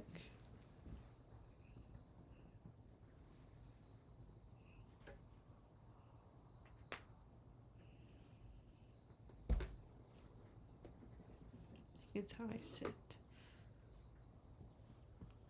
Okay. Alright.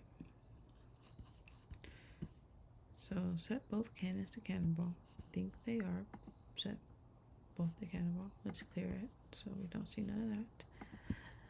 Alright, change the input mode to X and Y velocity. Cool. Let's do that. Wait, no, that's not. This way. X and Y for both of them, I'm going to presume. Alright, set both cannons to the same X velocity but different Y velocity. Okay. Let's do that first. Same X. So let's do 25 for both of them.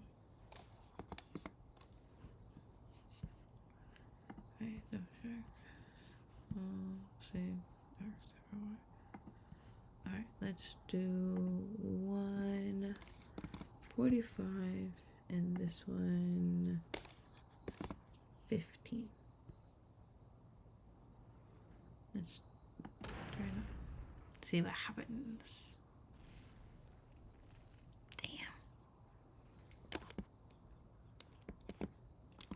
Oh shit. Y velocity of 30.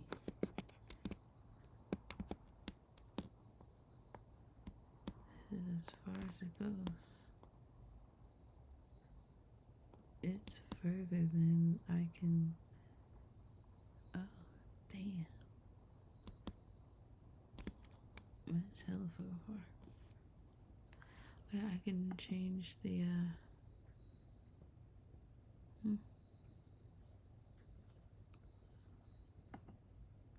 Oh, yes, no. Sorry, guys. Okay.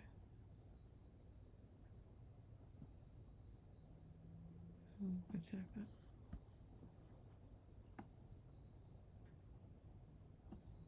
There we go. Alright.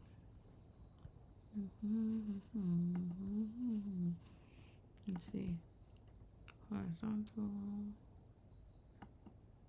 Vertical.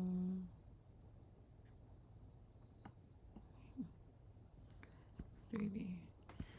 Damn range 152.91 meters. Let's see how long or far that is. How far? Meters.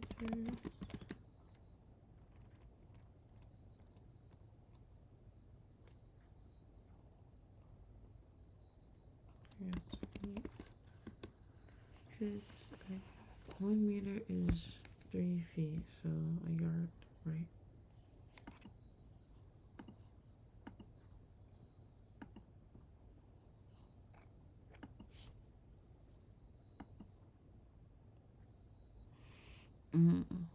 So a yard is just slightly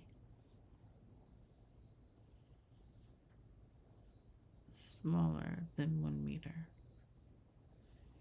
because 1 yard equals 0.9144. So basically, if we do 1.1, oh wait, too much. 0.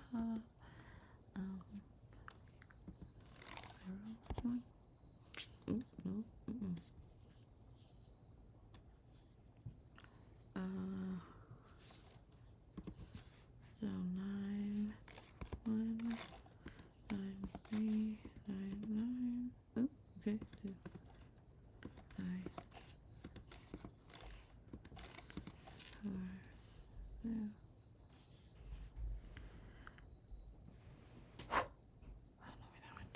Sorry. I forgot. There's like some debris on there. 9, 4, 5, 3, 1, 5, 3, 5, 3, 4. Okay.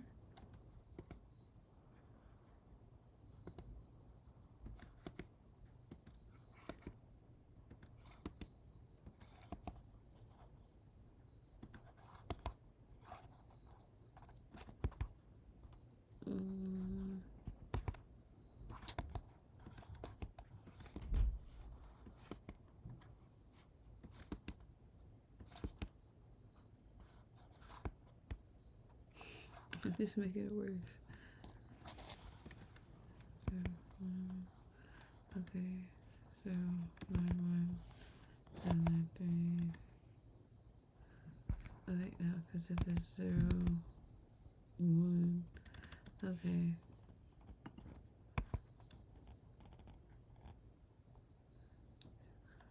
What?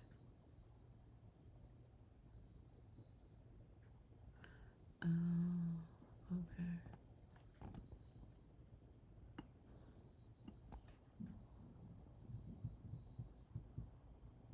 That makes sense.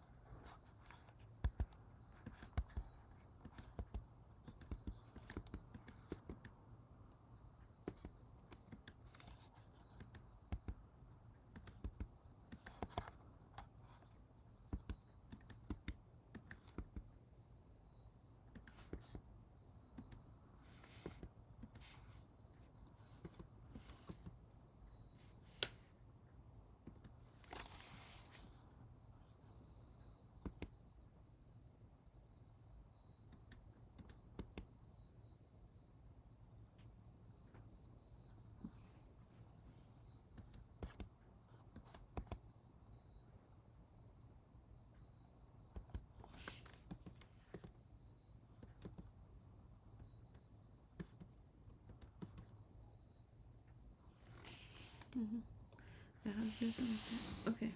Yeah, I got caught up in that. Anyways. Five cannons are looking at the horizontal. Let's make the cannons a wee bit shorter. Shall we? Because yeah. I can't see nothing. Get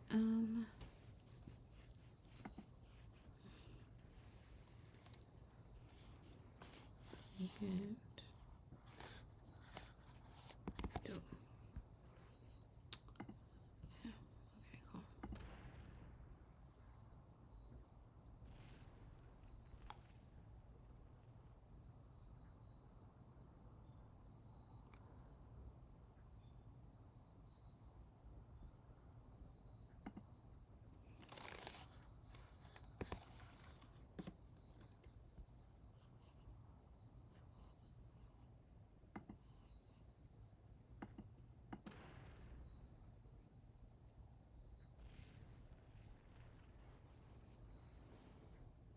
Okay, 96.84 and then 76.45. So 96.84 is for the right. That has an x velocity of 25 and a y velocity of 19. And then the range for the left is 76.45 meters for an x velocity of 25 and a y velocity of 15. Yes, I am in a science class. I'm pretty sure this is, yes, science class. This is like, technically this is Thursday, but I'm still on Wednesday time, so let's just say 3 days. I'm 3 days in.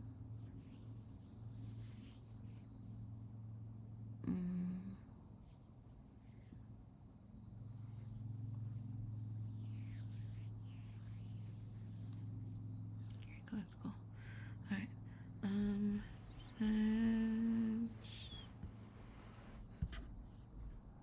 Okay, so both cannons to the same x velocity, but different y velocity. Fire the cannons while looking at the horizontal camera view. Oh, okay. Let's see. The horizontal camera view. Okay. Check. Observe the motion of the cannonballs as they move across the screen. Okay, let's do this again.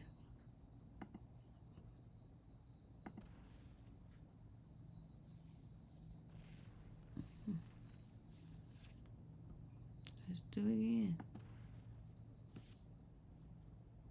No, that was delayed. That was delayed.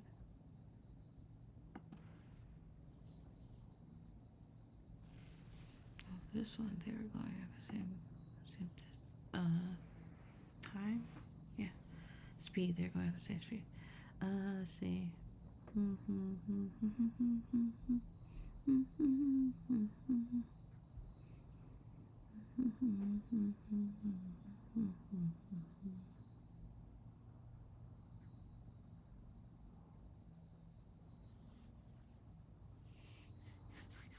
Alright, let's see how many questions I have left. Oh, okay, cool. 4 questions left. 4 questions left. I'm out of here. Jesus, I can't talk. I'm tired. Alright, set both cannons to observe. Which statement correctly describes your observation? Let's see. Let's switch this to 10 with velocity of 15.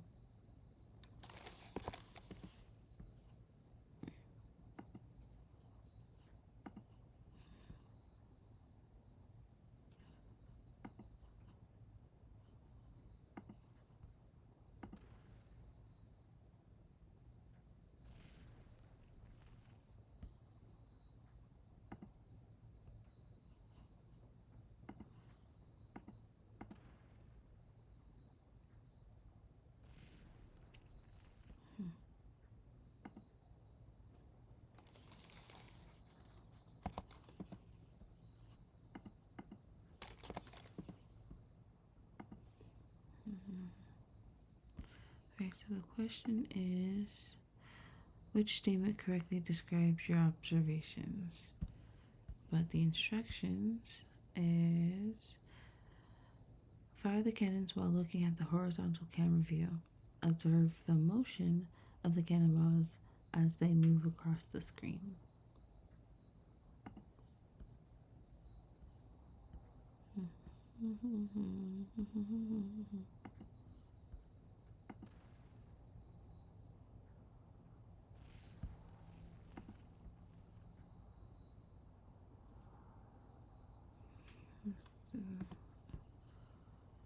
Save 8.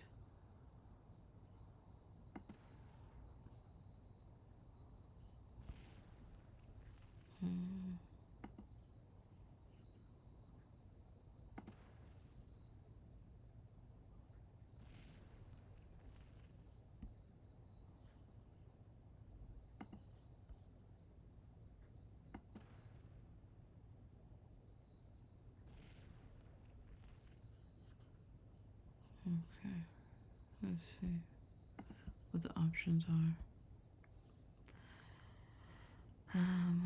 Higher vertical velocity increases horizontal velocity.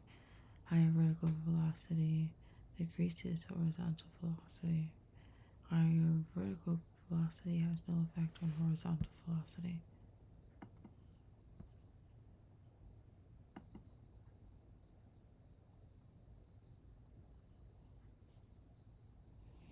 Remember, I think y, x. So horizontal, vertical.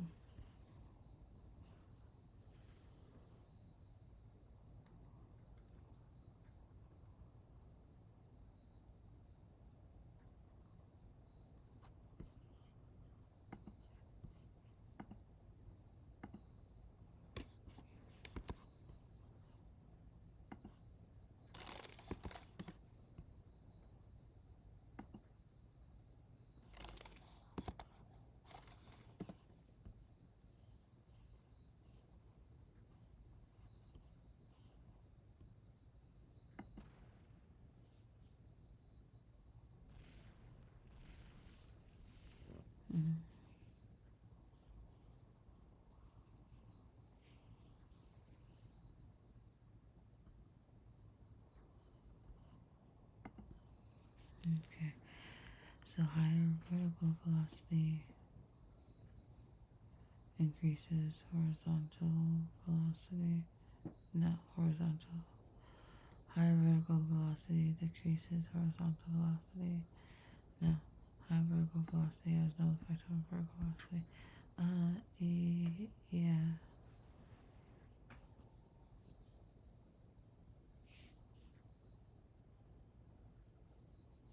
So both cannons to cannonball, they already are. Change the inputs. Alright, it's already there. Set both cannons to the same y velocity but different x.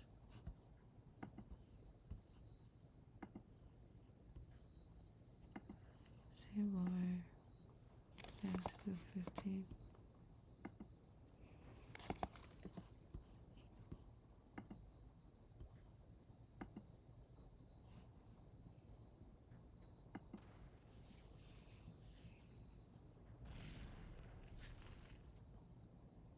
Okay, let's do it again.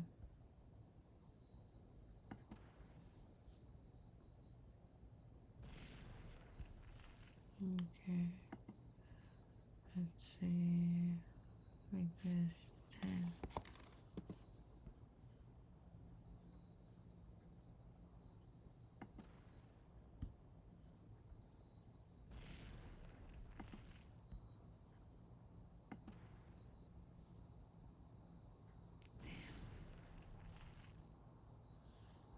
Way faster.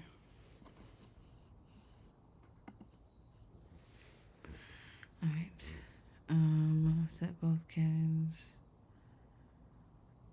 to the same y velocity but different x velocity. Fire cannons while looking at the vertical camera view.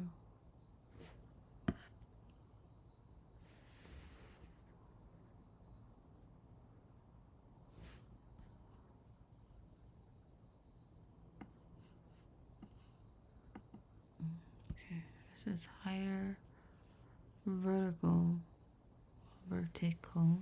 so higher y would increase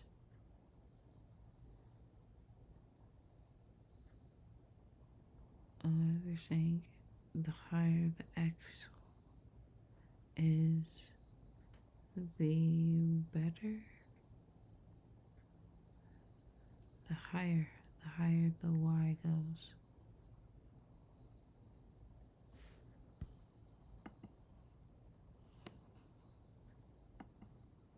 And then higher, let's see,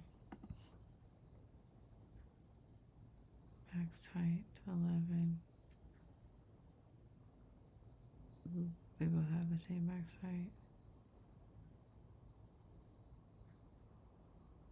6116 for the high x, or the high horizontal, and then that is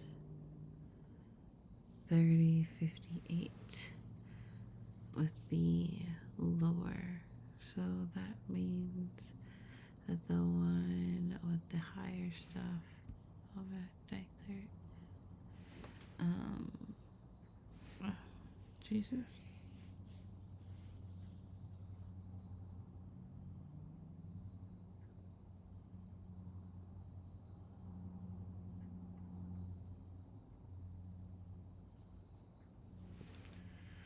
My eyes are itchy.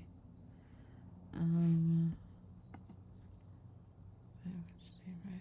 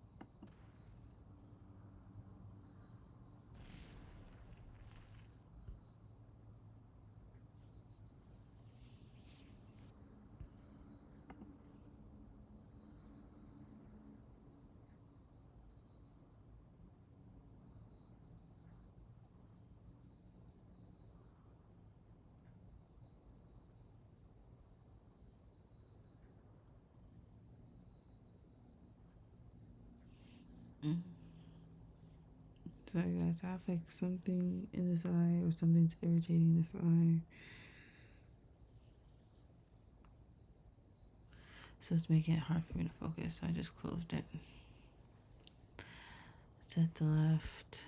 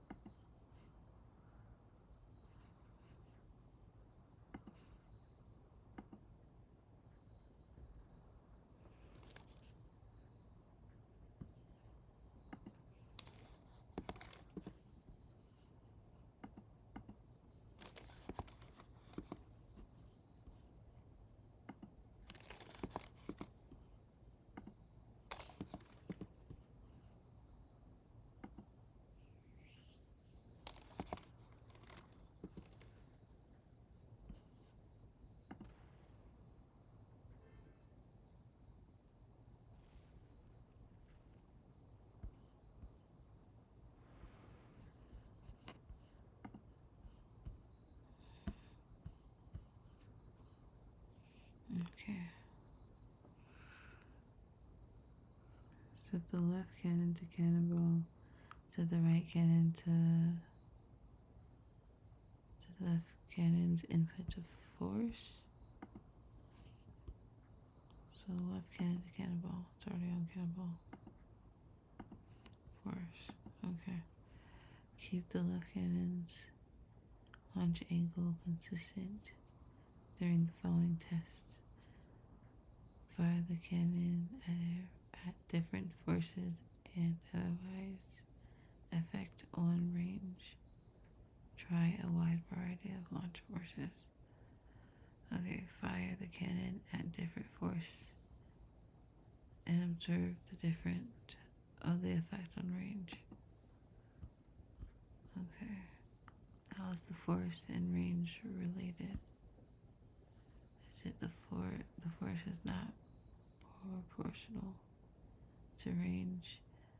The force is inversely proportional to range, and force is directly proportional to range. Okay, well, let's see.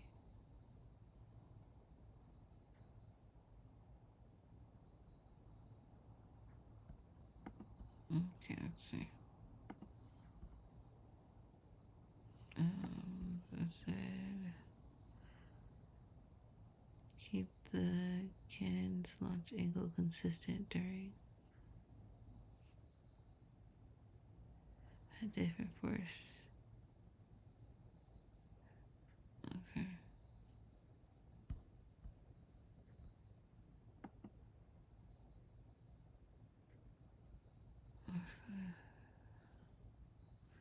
Stay at 30.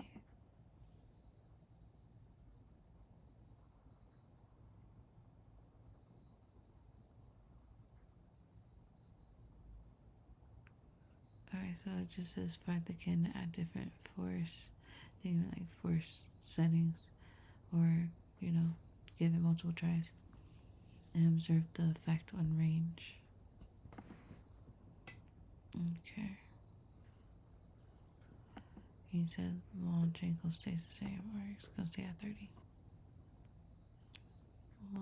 Force should be 5. Oh, yeah, that's alright. Oh, damn.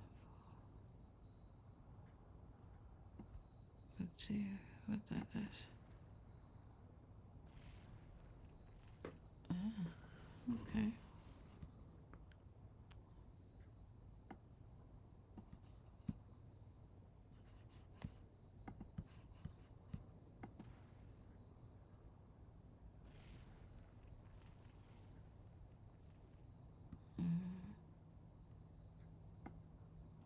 Let's see.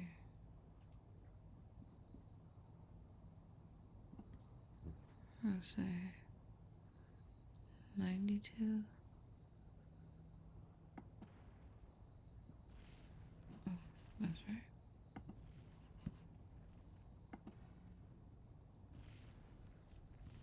That was short. And that's just going to be consistent. The only thing we're going to change is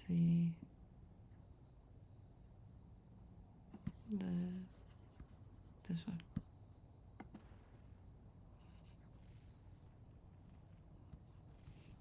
A little bit further.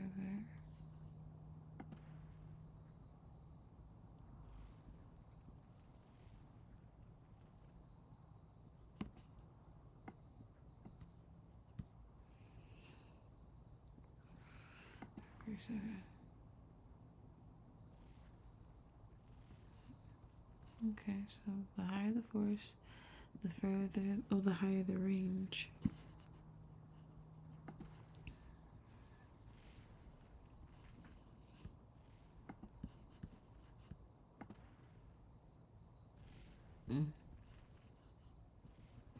Yeah, so the higher the force, the larger the range. Let's see. How is the force and the range related? Force is not proportional to range. Force is inversely proportional to range. Force is directly proportional to range. Yes.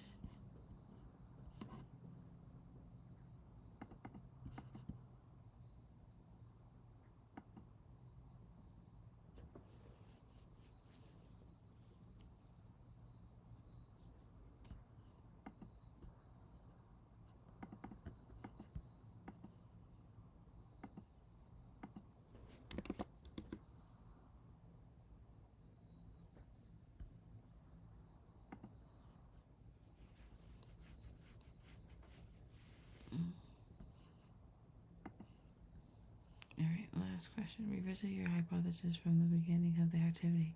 If you have any insight or comments, would you like to communicate with your instructor regarding the results of the experiment versus...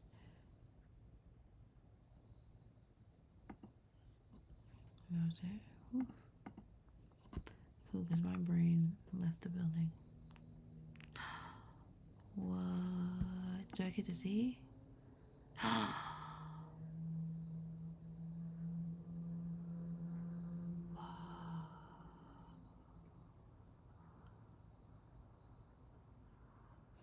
Okay. I got a B, which isn't bad, you know, like, did I get a B? Yeah, I got a a solid, just straight B. Probably like a B minus.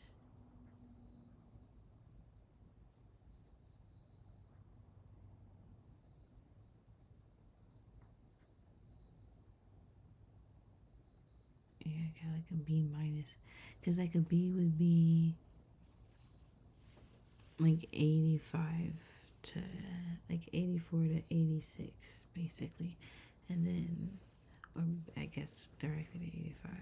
Then a B plus would be anything in between 85 and 90, because 90 and above is an A. But you know, there's A minus, A, and then A plus. But I just think it doesn't even go to A plus. I just think it goes to A. I don't think they do A pluses anymore. Unless it's like for B's. I don't know, maybe. I have to check my grades.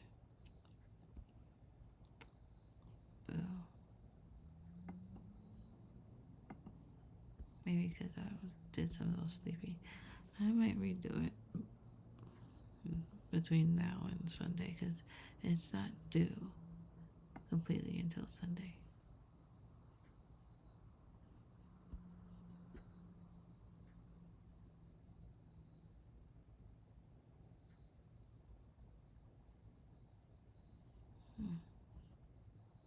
Next is a diagram or some shit.